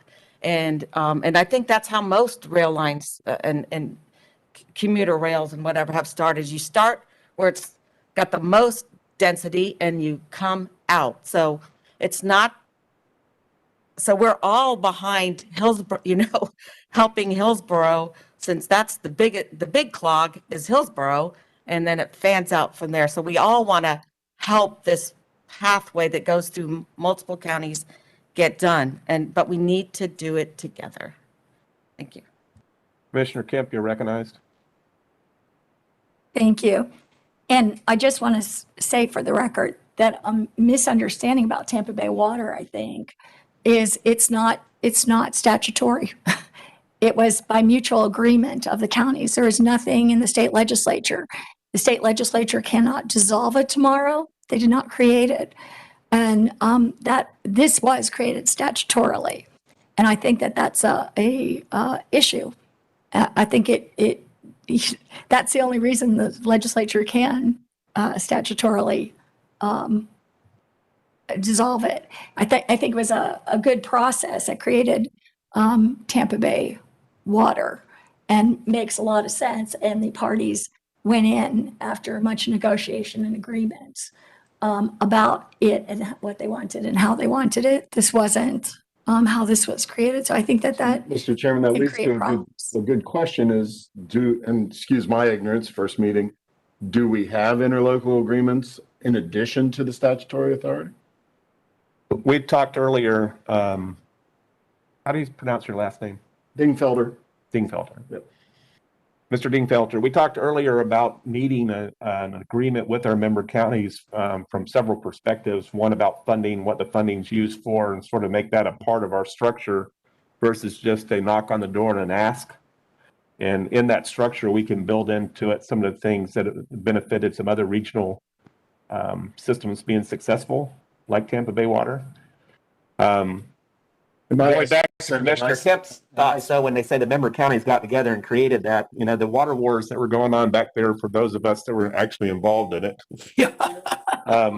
when they were coming to Weeki Wachee to take water and take it down to St. Pete. Anyway, they did find a way to move forward. It was through interlocal agreement that they did it, and then it is successfully providing water to a region. I think the big difference and the reason this legislation stepped in on transit in the Tampa Bay area, and originally was transportation as well, is the member counties have never been able to get together and solve that problem. So that one day the legislators said, hey, we'll create an agency, see if they can solve it. And here we are many years later and still knocking on that same door of regional cooperation. So whether it's statutorily driven or interlocal agreement, until we get Hillsborough and Pinellas speaking together on this issue so that when the transit system goes through, the heart component of that transit system functions and is lifted by it. So we need Hillsborough County to cooperate, but we also need to show Hillsborough County how, when we build this transit system, their transit system will benefit from it. And ultimately, what does that mean? We're serving our citizens better. So that's our focus. Maybe the interlocal agreement concept, just throwing it out there, would sort of send a signal, Mayor Kreisman, to Tallahassee, so you don't have to keep going back. I mean, you might still have to keep going back, asking for money, but maybe it's a better message of unity to say, you know what, even if you didn't support us in that statute, we're going to keep going no matter what. I'm going to recognize Commissioner Long, and then we do need to have Ron Pearson. Is Harry Glenn on? Because there's, a lot of stuff happening in Washington with transportation. So, Commissioner Long. Oh, yes, and thank you for that opening, Councilor Dingfelder, because Commissioner Starkey knows, because she served on the Tampa Bay Regional Planning Council with myself, and that council has almost identically the same representation as TBARTA does. And we were created in statute. Under Governor Scott, he eliminated any funding, any recurring funding that was coming to the Regional Planning Council. However, the leadership within the council were very creative, because they created interlocal agreements with their county and municipal members.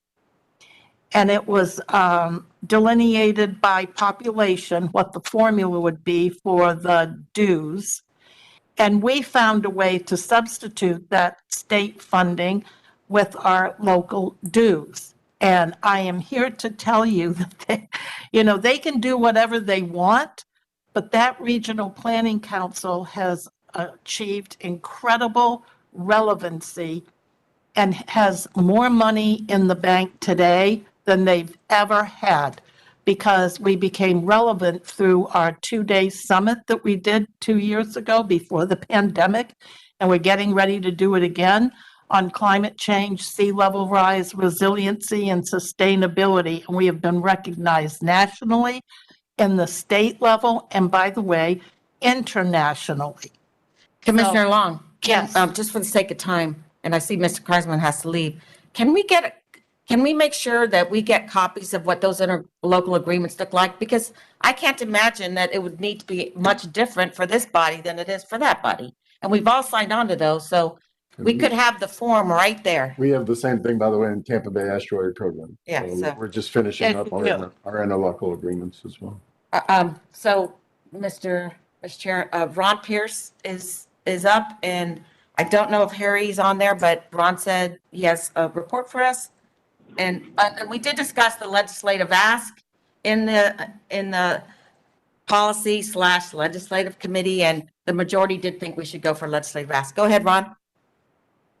Thank you, Madam Chair. Mr. Chairman, board members, I'll be pretty brief. I know you have a lot of stuff to cover this morning. Just a couple of things. Committee week started this week. We had our first committee week in Tallahassee. We have 2 more committee weeks in October, 2 in November, 1 in December. I heard earlier from the policy committee that you all do want to move forward with trying to get operating dollars out of Tallahassee. And I would love to see if there's any additional board discussion on that. A little bit of strategy around that. I think number one is Cliff and I have talked about trying to go meet with President Simpson again. I do agree with some of the comments that were made earlier. I think President Simpson's very interested in moving forward with that ask again. So we'll go and have conversations there. And also want to have conversations with the governor's office. We don't have a repeat some of the challenges we faced last year. One thing that we may want to do, which kind of piggybacks on some of the discussion we had this morning, maybe to help leverage some of the local dollars that we could potentially receive, we continue to receive from our local counties, is develop the language that basically that DOT would help match any dollars we receive from local governments, dollar for dollar, up to a certain amount. That could be something that I think would be attractive to the Senate and hopefully be attractive to the governor's office. So maybe we could try to sweeten the pot by adding that language in there. So basically have a dollar for dollar match up to a certain amount of local dollars we raise again from our local partners. Ron, can I ask you a question? Is that from a state pot or is that from a District 7 pot? We would try to get it from a state pot, but again, I think the challenge is going to, could be on that is if you're using DOT non-recurring transportation trust fund dollars, that's when it starts impacting the local pot for Secretary Gwynn. So, one of the options there is not to use DOT dollars and use just general non-recurring general revenue dollars. I think, that's probably one discussion we want to continue to have with President Simpson and others in Tallahassee as well. So I'll stop there. I know it was mentioned earlier about, potentially trying to look at leveraging also our local partners on the way they become members of, and helping support financially TBARTA. Is that something we want to do statutorily or through an MOU? Based in the committee this morning, I think we're going to have staff work with me on some options there, and we'll circle back with the board at a future meeting. Excellent. Thank you very much. Any questions for Ron? Thank you, Ron. Is Harry online? I'm on by phone. I think Steve, you're also on, correct? Okay, thank you. Yes. Good morning. Good morning. Madam Chair, I'm going to yield to Steve and let him give you an update on, I'm sure you're all reading about what's going on in Washington with infrastructure and budget reconciliation, all those issues. So Steve has all the answers, so I'm going to yield to him. So thank you, Harry. Thank you, members of the board and Madam Chair. So a lot going on in Washington. I'll try to keep this brief. I can't promise it'll be, I'll provide a lot of clarity because there's a lot of moving pieces that are going on right now. And the negotiations over these 2 bills I'm going to talk about are happening in real time. The Senate, as you recall, passed a bipartisan infrastructure bill in early August. It's called the Infrastructure Investment and Jobs Act. It will more than double money for transit over the next 5 years. And that is both in formula programs as well as competitive grant programs. And the 2 competitive grant programs important to TBARTA are going to be the Bus and Bus Facility Competitive Grant Program, which is increased by 30%, and ultimately the Low and No Emission Competitive Grant Program, which actually is more. It goes from it's an astronomical increase from $55 million a year to $1.1 billion. So those are the formula programs, as I mentioned, will go up 30% as well. So that will help TBARTA tremendously in terms of starting to get some of that additional revenue. The status of that bill is very unclear. It is going to be voted on Monday and in the House of Representatives, and with a 3-vote margin in the House, the Democrats do not appear to have the votes right now. There are fights. The Democratic Party is splintered in terms of the moderates and progressives, and the moderates support this bill. The progressives think it's not climate change friendly enough. As of today, they probably are about 20 to 25 votes short of passage. Now that is not, like I said, it's being negotiated in real time. If it fails on Monday, I'll just give you a warning. The bill does not die. This is there's a procedure in which they can vote again. So this could be something where it's a little bit of a black eye, but for the Democrats, but it will ultimately, I believe, pass. The other bill that is you have heard about it possibly is a $3.5 trillion Build Back Better Act. That is the human infrastructure bill, but it also includes a number of climate change provisions that will benefit TBARTA ultimately. And that is, if enacted, and if it stays in the bill, there's a $10 billion transit program, money that would all be given out in fiscal year 2022, which starts on October 1st. It would all be given out in the first year of the bill. And that $10 billion is designed to enhance the accessibility of transit riders to affordable housing and to their jobs. So for TBARTA, it may present a great opportunity. It's a competitive grant, but it is money that they have designed to try to help connect transit better to housing. So with that, I'll turn it back to Harry. I know he wants to update you on the appropriations process, and we'll take any questions. Hey, Steve, one other question for you. You may want to update them. In case they don't pass the bill on Monday, technically the authorization for the federal highway and transit programs expires at the end of next Thursday, so they'd have to pass some kind of a continuation for that. Is that correct, Steve? That is correct, yeah. I'm working on the optimism that by next the 30th, the $1.2 trillion infrastructure bill will pass, but they will not let anything lapse. They've made clear that, as Harry will tell you about the appropriations bills, they will not let the transportation authorization bill lapse either. Yeah, and thanks, Steve. The other item just to consider is that a week from today is the beginning of the new federal fiscal year, so Congress has until next Thursday to pass a continuing funding resolution to keep all the federal agencies open and running. Right now, it's over. The House passed a bill this week to do that. It's over in the Senate. The Senate's not going to pass that bill because of something called a debt limit extension that was added on there. So they're going to have to figure out a way around that to pass a separate bill to keep the government open. Otherwise, the federal agencies begin to shut down next Friday. So that's something else we're watching. I'm not sure that has a direct impact on TBARTA, but we'll obviously continue to watch that for you. We're happy to answer any questions you might have. I do have one question, and I don't know if any of the other counties have, with their congressmen or women, have a transportation earmark, but Pasco County has one for Ridge Road Extension, $15 million, and I heard those are out. Is that true, or are they still in play? So the Senate procedures do not allow earmarks on budget reconciliation inside baseball. So they're not in the they were not able to add them back to the infrastructure bill, but in the reconciliation bill, the $3.5 trillion bill, the House is including a placeholder, a $6 billion placeholder for all of the earmarks. There were about $5.9 billion worth of earmarks that did not, not just yours, but the others did not make it into the bill. But Chairman Peter DeFazio, who heads up the Transportation Infrastructure Committee that had those earmarks in his bill, he has said very clearly they will get them done by the end of the year, or they will work with Secretary Pete Buttigieg at DOT to get them funded through all of these new grant programs. Thank you. Harry, does that complete your report, or did you have more? Yes, ma'am. No, that's it. We're happy to answer any other questions you might have. Crazy time up there. Anybody have any questions for? All right, thanks, guys. The policy committee discussed one more issue at the very end of our policy committee, and that was to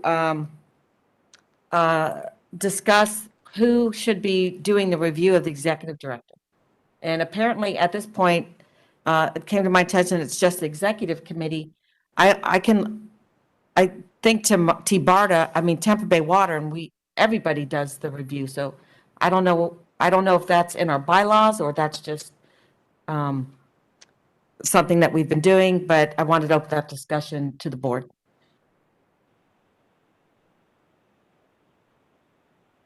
Discussion is open. Do we think it should be all members or just the executive committee who reviews our executive director? I was going to ask Commissioner Long, I don't know if she's been one of the longest serving members, to see what, if it was open to everybody before or how we got here. I don't have a problem with everybody.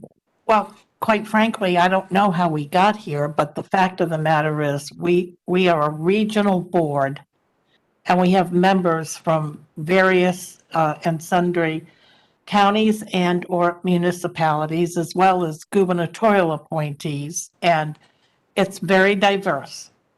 So, and our needs are great. So in this case, I know on the Regional Planning Council, Tampa Bay Regional Planning Council, it's a large board just like this one. Every board member gets the evaluation and has input. And I think given that we've been in existence now for 3 years, it's time for all of the members to give input, just my opinion. Do we need that in a motion form? I don't think so. I believe that it is not a policy of the board. I might be the longest board member now. I'm not sure. I've been here a really long time. But I think the chair's discretion. So what for efficiency, and I talked a little bit about this with David because I had the same question with him, and he can chime in and provide us any additional background from his perspective. But we were mainly from an efficiency standpoint, the executive board was asked to provide that review. I don't see any problem with the board providing a review of our executive director, probably come back through the executive committee, be reviewed, and then that final review provided back to the board with all board members' input. I don't think there's any reason why the board couldn't decide to do that, and I'm not sure that it needs a motion because I don't think we voted on that before as a policy. I think it's just the way it's been done for a long time, primarily for efficiency. But David, you're recognized because you may have more background on that than I do. I actually don't have more than that. I was told when I came on board that that's how the review process was conducted, just within the executive committee. But I welcome any feedback and input that any and all board members want to provide. I have no problem with that whatsoever. And I think it's healthier because we are a diverse board. So if you would extend the courtesy to the board members that would like to provide input, that would be great. Absolutely. Thank you. Yes. Do we need a motion to move the appropriation request forward for Ron so that he can begin to prepare for that? Maybe so. I'll entertain a motion. I move approval. I'll second. Any more discussion? All in favor? Aye. Opposed? Okay, thank you. So apparently when I combine the policy committee with the legislative committee, it becomes a more dynamic report. So, thank you very much for an excellent report today. And I think it was a good discussion to have. The chairman doesn't have any additional items to cover, so I'm going to move past the chairman's report and directly into the executive director's report. David, you're recognized. Thank you, Mr. Chair. I want to start out with one item I was going to brief the policy committee about. There was a comment at some previous board meetings about the idea of having a joint board meeting between the Regional Planning Council and TBARTA. Just wanted to let everybody know I did meet with the RPC's executive director, and we talked about a number of different things, organizational structures, office space, sources of funding, areas of focus. Although it was a suggestion definitely worth exploring, it just doesn't seem like it's a good fit. So just want to let everybody know it's not something that we're planning to pursue any further. The TMA leadership group meeting was mentioned this morning. We've also talked in previous meetings about the idea of a regional transportation summit. And as Commissioner Starkey mentioned, there was a really good discussion at the TMA leadership meeting last Friday. And everybody there seemed interested in the same sort of an event, especially to discuss the CSX rail corridors with a broader group. I'm going to meet with some of the MPO executive directors next week to begin planning, but it sounds like this will be in the form of a workshop, possibly conducted at the TMA's next meeting on Friday, December 10th. Obviously, I'll share more as things evolve, but just wanted to give everybody an update now as to where things stand related to a regional transportation workshop. May I interrupt him for 1 second? To all the board members here from their county commissions and maybe city councils, at your next meeting, or, somehow I think we should ask our fellow board members or to save that morning. I think it's a morning. And just go ahead and get it on their calendar now for this big regional summit for transportation. Thank you. Thank you. Any other board members? Questions for David, comments? Or David, are you still continuing? I have a few more items. Okay, you're still recognized. What is the date? I'm sorry. The December 10th is the date of that TMA leadership meeting. Again, I assume that that's where this event is going to be held, but we'll be able to confirm as the planning unfolds. What was the date? Friday, December 10th. Oh, December. Thank you.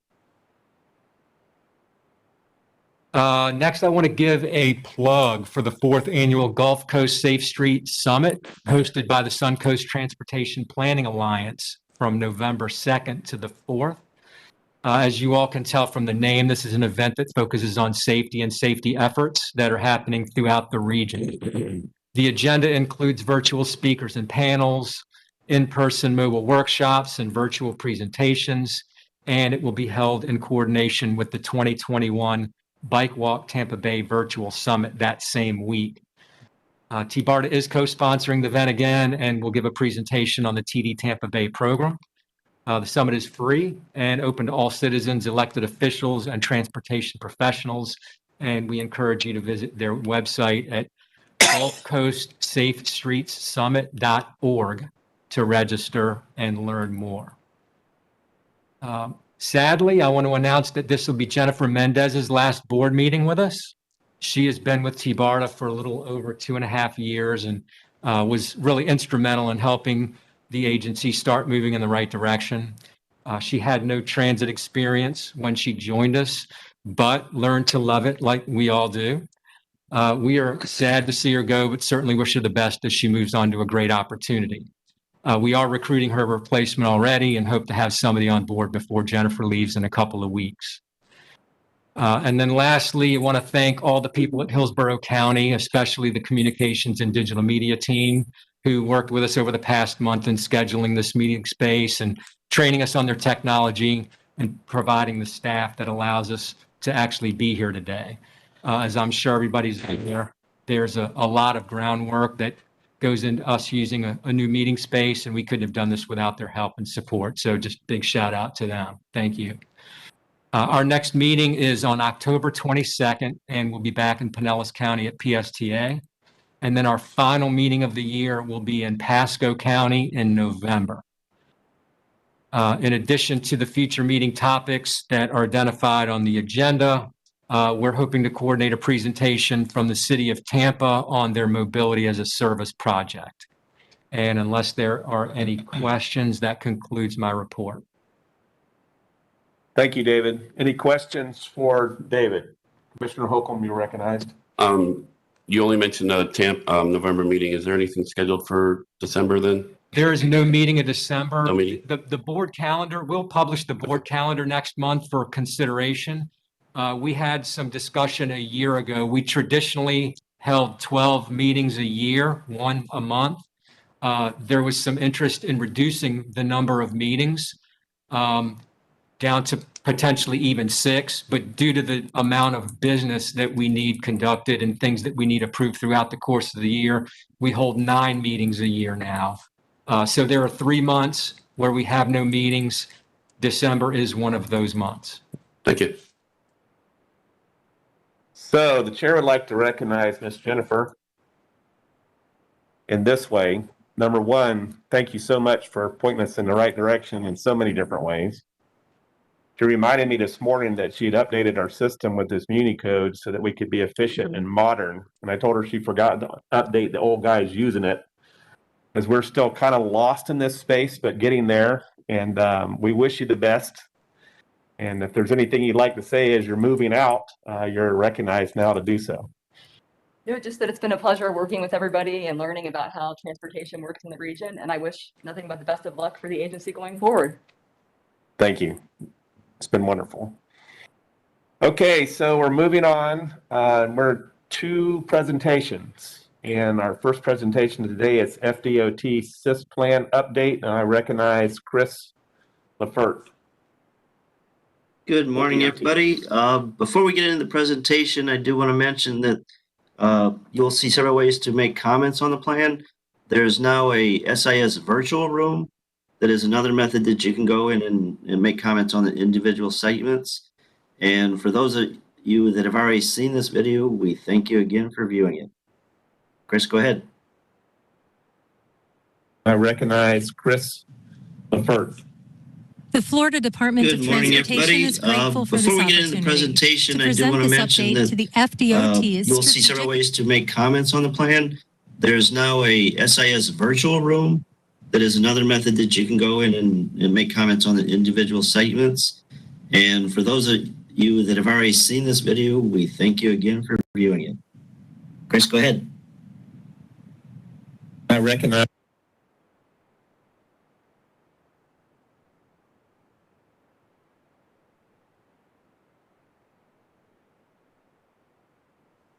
The Florida Department of Transportation is grateful for this opportunity to present this update to the FDOT's Strategic Intermodal System Plan. Our goal today is to inform you about the purpose of this plan, why it matters, highlight the plan elements and emphasis areas, and discuss the proposed focus areas to get your input. The SIS is a statewide network of high-priority transportation facilities, including Florida's largest and most significant airports, spaceports, public seaports, freight rail terminals, passenger rail and intercity bus terminals, rail corridors, waterways, and highways. These facilities represent the primary means for moving people and freight between Florida's regions, as well as between Florida and other states and nations.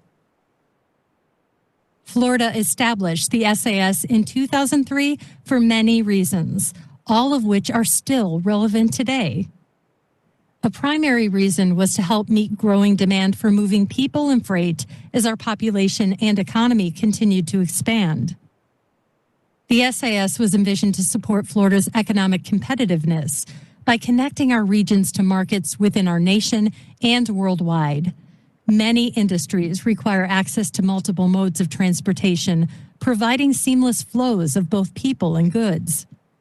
In addition, the SIS was intended to support the state's community planning goals by focusing transportation investments on existing transportation hubs and corridors, so we can maximize the use of the most current system.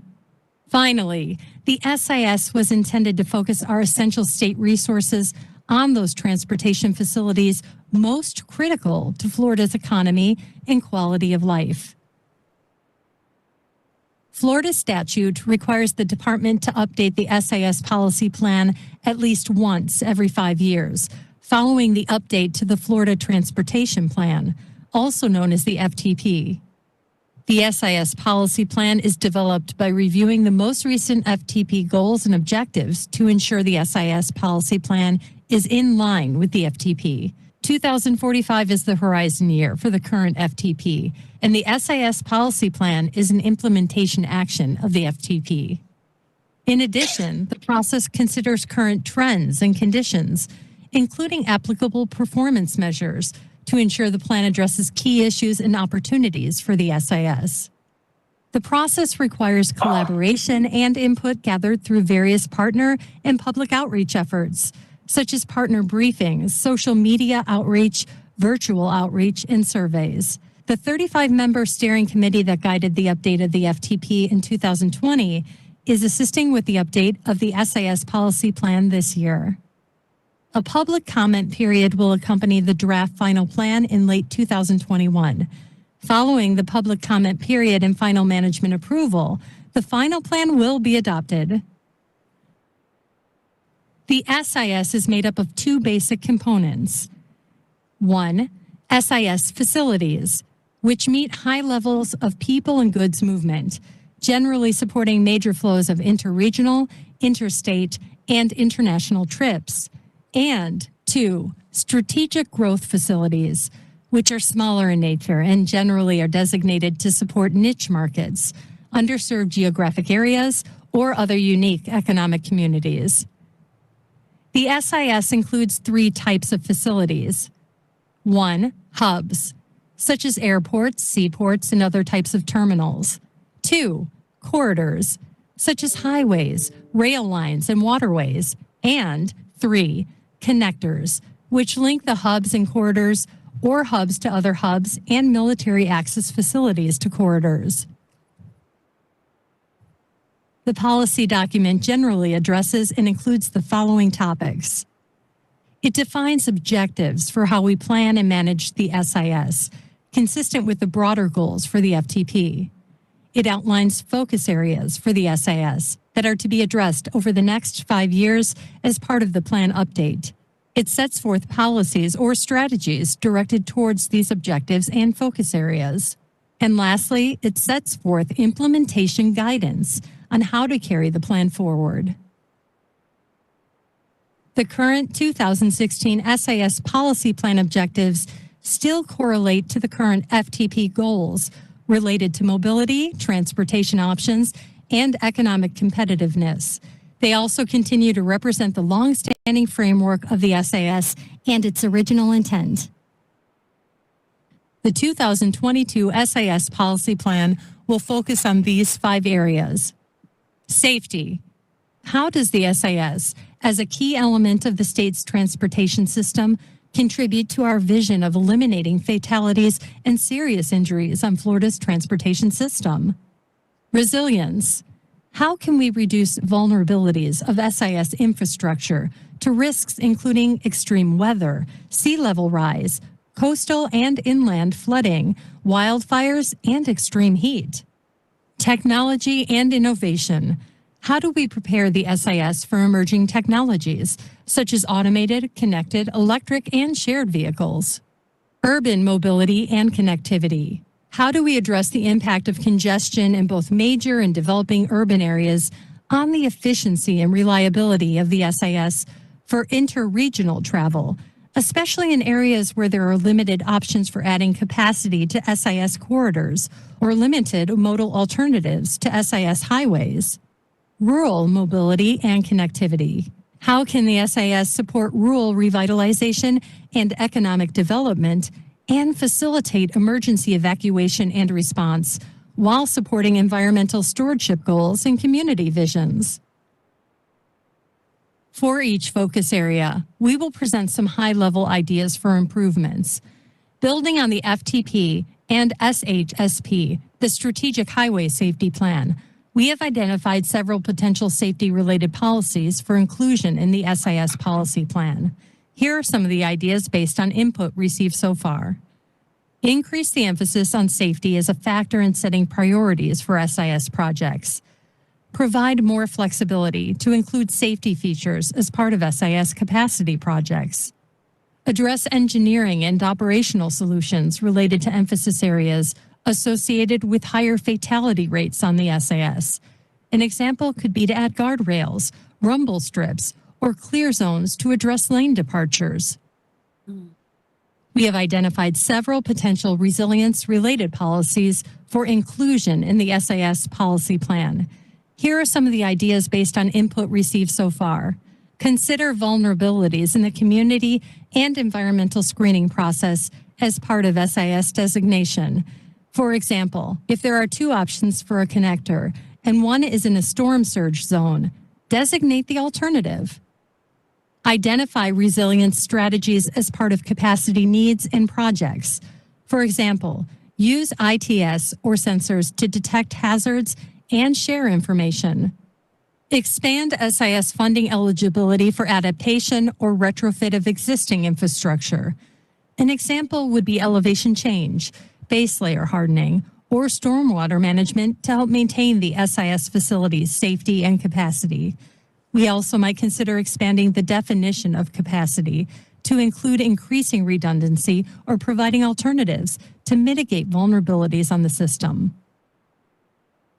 We have identified several potential technology-related policies for inclusion in the SIS policy plan. Here are some ideas based on input we received so far. Redefine SIS capacity projects to include technology solutions for improving efficiency and reliability. In other words, define SIS projects not just as increasing the physical capacity of a corridor, but also improving efficiency and reliability.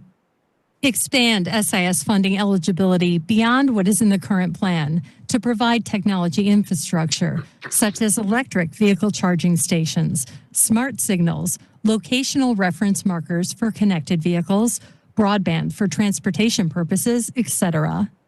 Provide more flexibility for funding emerging mobility solutions, such as quick response initiatives that could be funded in the current year. We have identified several potential policies regarding urban mobility and connectivity for inclusion in the SIS policy plan. Here are some of the ideas based on input received so far. Redefine capacity projects to include mobility and reliability improvements, similar to the concept discussed under the technology section. Prioritize opportunities to improve interregional travel on the SIS.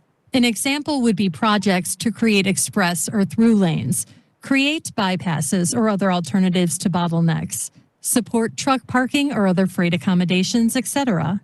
This also could include providing more options for travel between Florida's largest urban areas, such as passenger rail or intrastate air service. Provide flexibility for use of SIS funds on non-SIS facilities when that is the best option to improve performance of the SIS. For example, if an SIS corridor is heavily congested and there are no viable options to add capacity to that corridor, could we use SIS funds to improve a parallel, arterial, or transit corridor if that improvement will pull local trips off the SIS and preserve capacity on the SIS for long-distance travel? We have identified several potential policies regarding rural mobility and connectivity for inclusion in the SIS policy plan. Here are some of the ideas based on input received so far. Reassess the SIS highway corridor criteria, particularly how we identify facilities capable of being improved to controlled access standards. This also could include how we consider context classification in the SIS designation/community and environmental screening process. Where there is a choice, focus SIS designation on the facilities in areas suitable for higher capacity corridors. Redefine capacity projects, in this case to include rural connectivity and through traffic improvements. This might include small projects, such as adding turning lanes or geometric improvements to improve SIS corridor safety. It also could mean expanding funding eligibility for broadband and other rural technology solutions that would improve connectivity. Strengthen rural corridor planning processes to identify programs of projects for both SIS and regional/local corridors. For example, think about how we improve a corridor like US 19, but also the connections from that corridor to rural activity centers. This could include stronger collaboration with local governments on how rural connectivity can support economic, community, and environmental goals. We value your input. Without it, the SIS cannot reflect the feedback from our partners and the public. What else do we need to do to improve these 5 focus areas? There is a public question form available if you would like to give us input. Please give your form to the FDOT representative, or you can email it or mail it to Lori Maribel, FDOT District 7 SIS Coordinator. Her information is at the bottom of the comment form. Following our targeted outreach efforts, we will draft recommendations for the plan based on input received. We will review the information with the FTP/SIS Implementation Committee and FDOT management. The draft plan will be available for public comment at the end of this year on the Systems Planning website. The final plan is anticipated to be adopted by early 2022. Thank you for allowing us to present the SIS Policy Plan Update. Mr. Chair. Commissioner Long, you're recognized. Thank you, Mr. Chair. I love these policy recommendations and ideas. It is exactly what we on Forward Pinellas have put into our legislative package as an opportunity to help support FDOT. And I would venture to say it might be helpful if we added that into our legislative component as well. Thank you. I would agree. Any other commissioners have comments on the SIS report? An excellent point. I think we should. They are our most strategic partner. So any further comments or thoughts on this presentation? Chris, are you wrapped up? Yeah, that's if there's no further questions, again, all the ways of making comments are available, and we can send any links or provide any further information if any of the members need it. Right, moving on to the next presentation, the chair would like to recognize Kapil Sheath. Mr. Chair? Yes. Brian Passero would like to make the introduction to our presenter. Brian, you're recognized. Sure, thank you, Mr. Chairman. Good morning, board members. When TBARTA completed the Innovative Transit Technology Study last July, one of the study recommendations was for TBARTA to collaborate with NASA on work they're doing related to air taxi vertiports.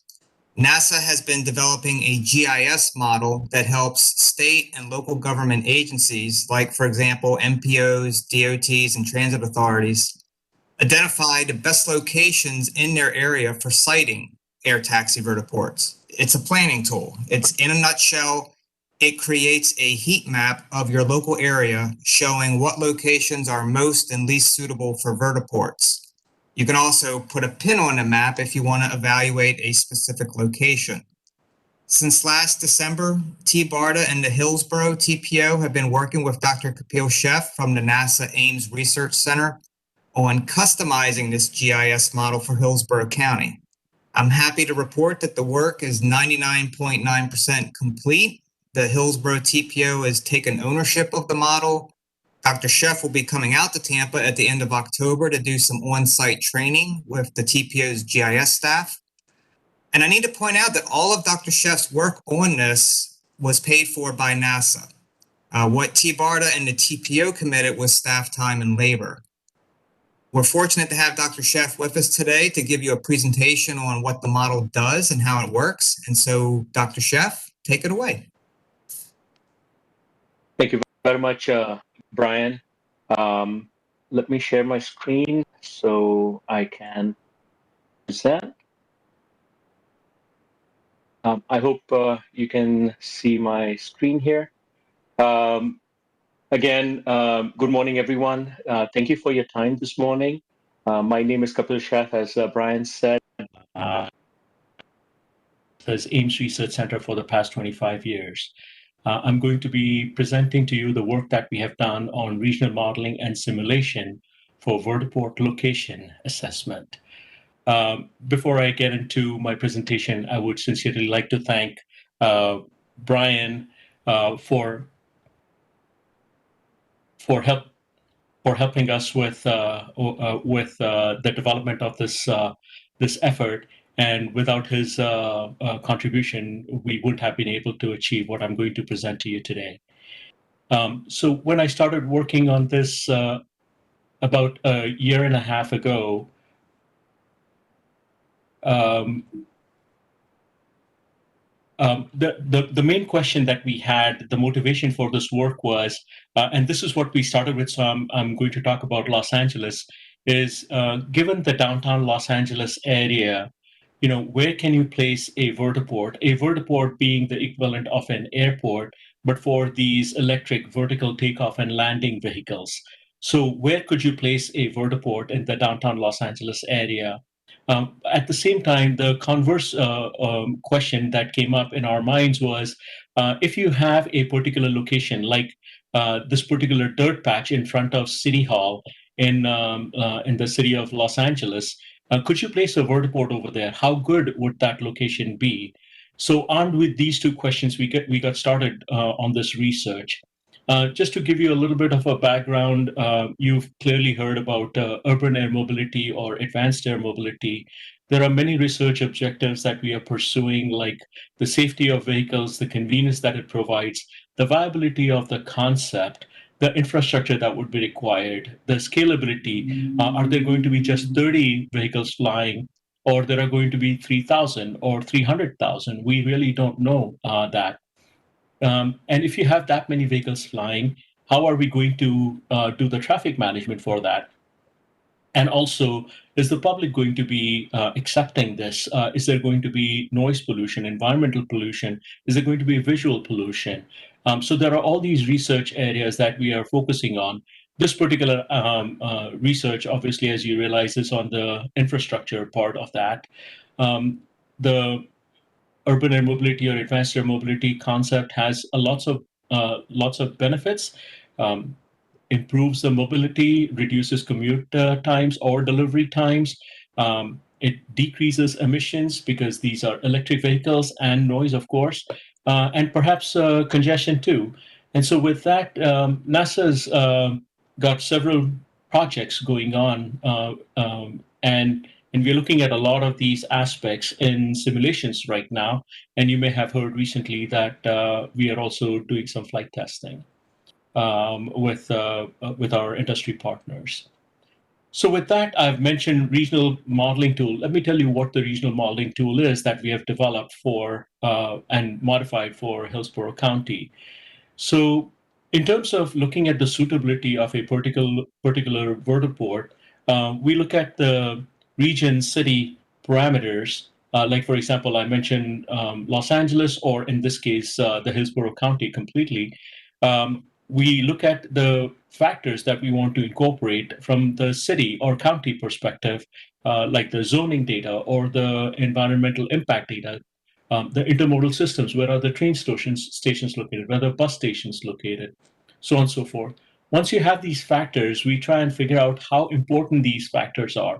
Are they rewards or are they penalties? Meaning, would you like to have some of these factors like fire stations near your vertiport location, or it's a power plant and probably you don't want to be close to that. So we figured out those, and then once we have all of these factors, how do we aggregate the data for all of these and threshold the data so we can come up with some location suggestions for vertiport selection? And as Brian said, you can actually pinpoint a particular location and see what the data look like. We've developed this software, so it's open architecture, and we've already transferred the model to Hillsborough County, and they are looking at it right now as we speak. So with that, let me just show you some data for the Los Angeles region. Given this Los Angeles region, we incorporate the zoning data for that region. We also incorporate the noise data. We have a lot of these data available for the whole country. For the Los Angeles data, here are the train stations.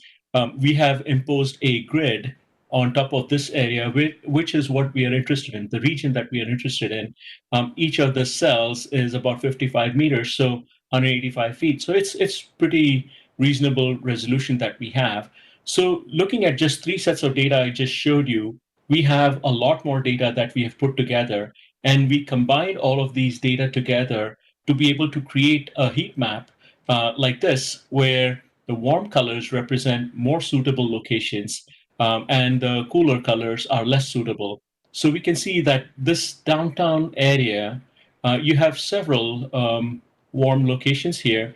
And so just by clicking on them, you can figure out where is it that you would like to place a vertiport and look at additional data for that. Since we could do this for Los Angeles, we obtained data working with Hillsborough County TPO, and we were able to generate the heat map for Hillsborough County as well. And so for the entire county, this is what the data looks like. Again, working with TBARTA and Hillsborough County TPO, we picked about 11 locations over here that we wanted to do additional analysis on, and understand that some of these are locations that you're interested in. So we can go ahead and do some additional analysis and look at the data for those. So with that, let me just do a quick demonstration of the tool that we have developed. So here's a Hillsborough County, and we have imposed this mesh on top of it, and we can go ahead and say, let's compute the suitability, the heat map that we were talking about that you just saw on the map. And so this is what the data looks like. As you can see, the region near the city of Tampa, there are lots of good locations here.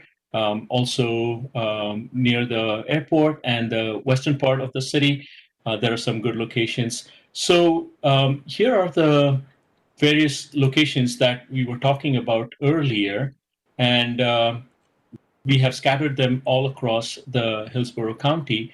And this particular region I'm going to try and focus on is the area near Amalie Arena. And so if we also have data available for the buildings in that area.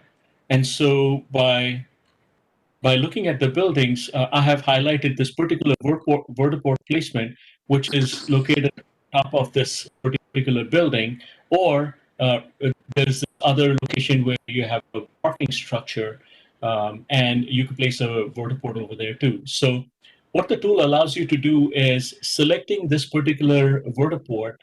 It allows you to see what the suitability, overall suitability is.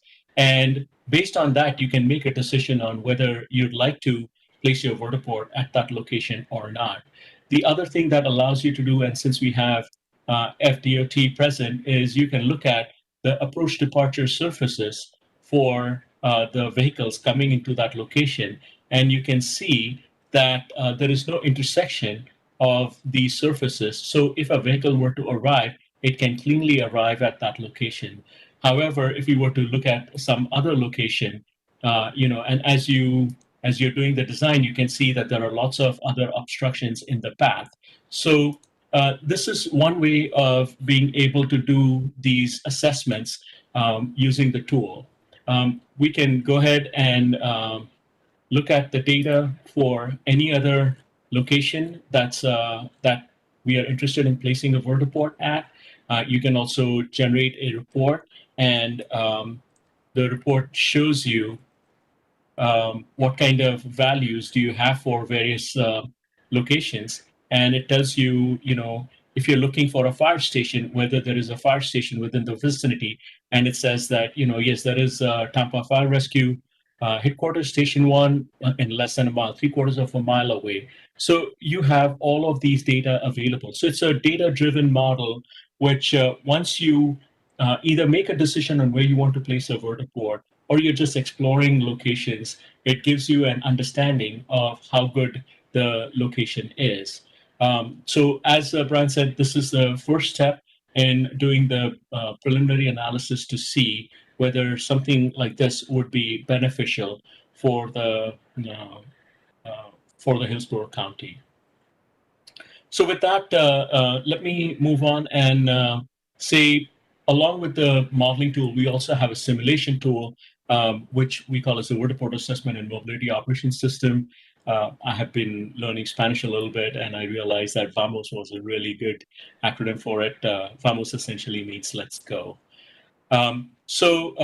Once you have these locations, so you could have a location, you could have several locations in the Tampa area, you could have some locations in the Orlando area, you could have some locations in the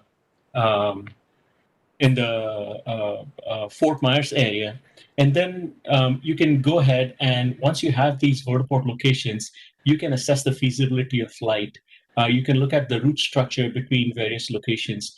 If you want to fly direct routes, or if you want to fly along freeways, or if you want to fly along railroad tracks, so on and so forth. what are the different types of vehicles types of models that you want to look at? What is the impact of winds? What's the impact of noise on the ground? What's the battery computation like, battery consumption like, so on and so forth. So you can do a lot of these studies and you can go back and forth between the two tools and say, this is a good location and we can have a structure that we can establish with this set of vertiport locations. With that, here's a sample. I have selected one particular location in Tampa. I've picked the Orlando International Airport as another location, and the Fort Myers Airport as another location. And based on that, you can see if you had direct flights, what kind of solutions would you get, and whether that's a reasonable thing to do or not. And I'm just going to quickly show you this thing running, where you can look at the individual vehicles. There are two types of vehicles I'm trying to show here with two different icons, this yellow one and a black one. The black one is somewhat representing a larger vehicle. And so you can look at the battery consumption if you had the real data for your particular model and how long the vehicles would travel. What's the time taken for the vehicles to fly? Can you do hovering, and how's the battery consumption for that? So if you had real data for some of these parameters, you could actually look at the whole infrastructure that you need for this kind of infrastructure. Here are just some additional displays. We also account for the airspace around the region, the approach departure surfaces. You can look at the building data for obstruction analysis, so on and so forth. And so, we have tried to look at the data and develop the tool so that we can go across the entire country and look at any particular location that we are interested in. We are also looking at temporal data handling, meaning, if you have traffic data available, which we have incorporated in here, the road traffic data. So how does the road congestion impact your decision making? Where is the demand coming from? Where are people starting from and going during the day? And which are these hotspots? You can incorporate all of those data and do the analysis based on the time of the day. And we have a patent pending for this work. So with that, I would like to end my presentation and see if you have any questions. I'll be more than happy to answer them. Once again, thank you very much for your time this morning, and thank you, Brian, for helping us in getting this work going. Thank you very much. Commissioner Starkey is recognized. She has a question for you. Very excited about this new technology that's going to be here before we know it. Question, I have two questions. I don't know, maybe I just didn't remember TBARTA was involved in a study in Hillsborough County. Did we fund that study? So that's a question for you. I'd like to do a more regional study in the area. And I'm curious, what are the minimum distances that you see? And that's to the presenter. You want to go first, Brian? Yeah, let me first, I want to respond to the first question about the study. The study that I was referring to was the Innovative Transit Technology study that we did that looked at Hyperloop, air taxis, and aerial gondolas. Well, just to the board, I'm just, we're sitting on $8 million. This is one of our topics. Why did that get handed over to Hillsborough County to do the study on when that's a missed opportunity for us, and we got to stop doing that. Okay. I don't know what study you're referring to, though. Excuse me? I guess I need some clarification on what study you're referring to. It says here Hillsborough TPO hired this gentleman to do a study, or am I missing that? No. There was no hiring. Out of the ITT study was the recommendation that TBARTA collaborate with NASA on the work that they were doing. We started off this collaboration with Hillsborough County as the first attempt to work on this model together. But there's no reason why we couldn't continue this effort in like a phase 2 or phase 3 with other counties within the TBARTA region that are interested in this tool.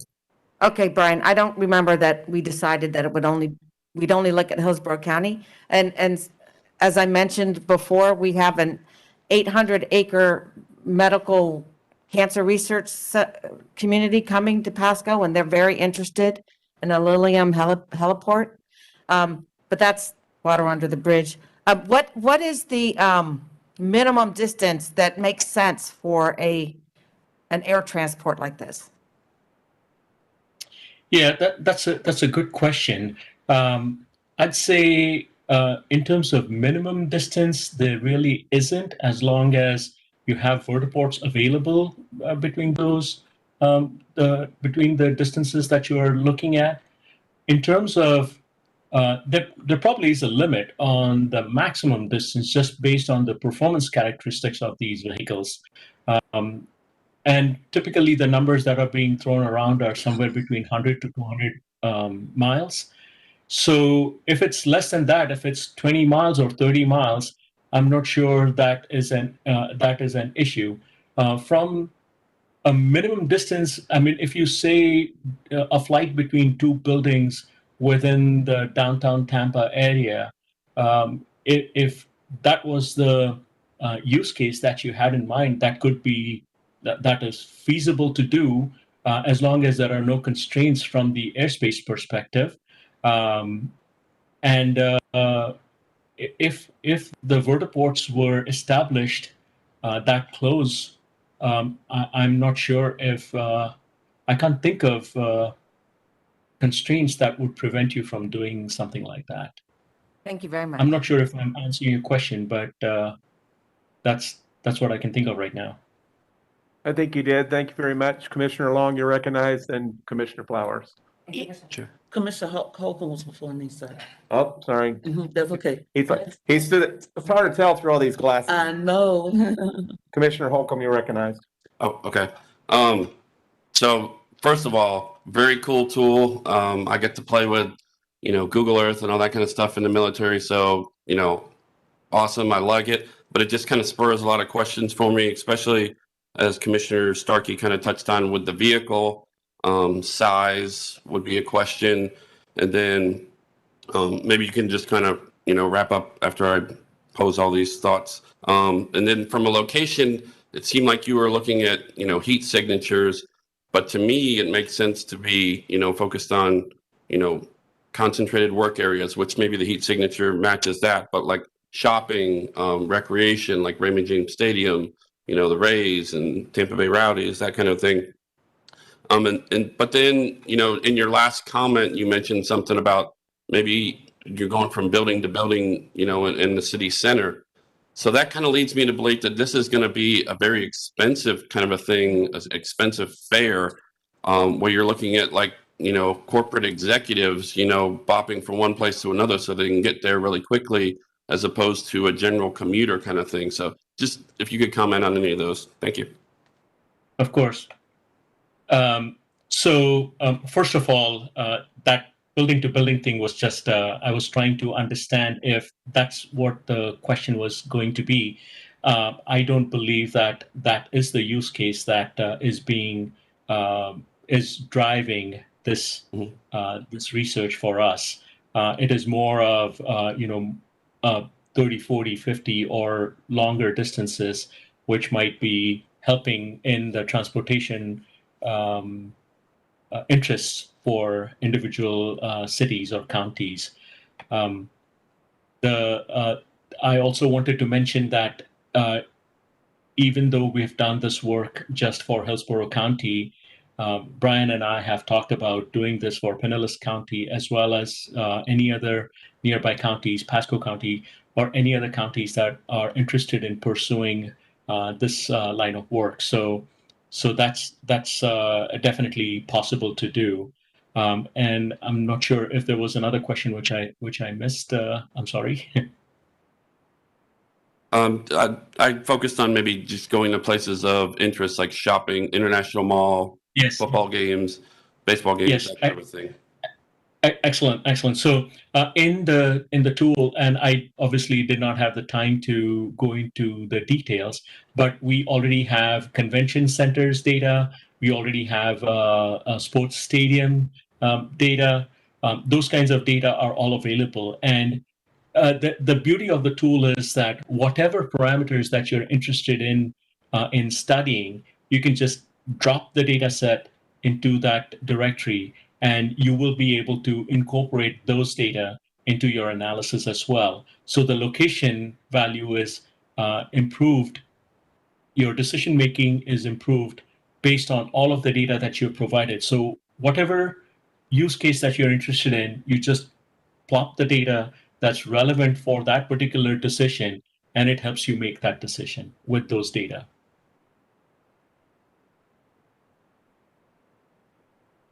You good?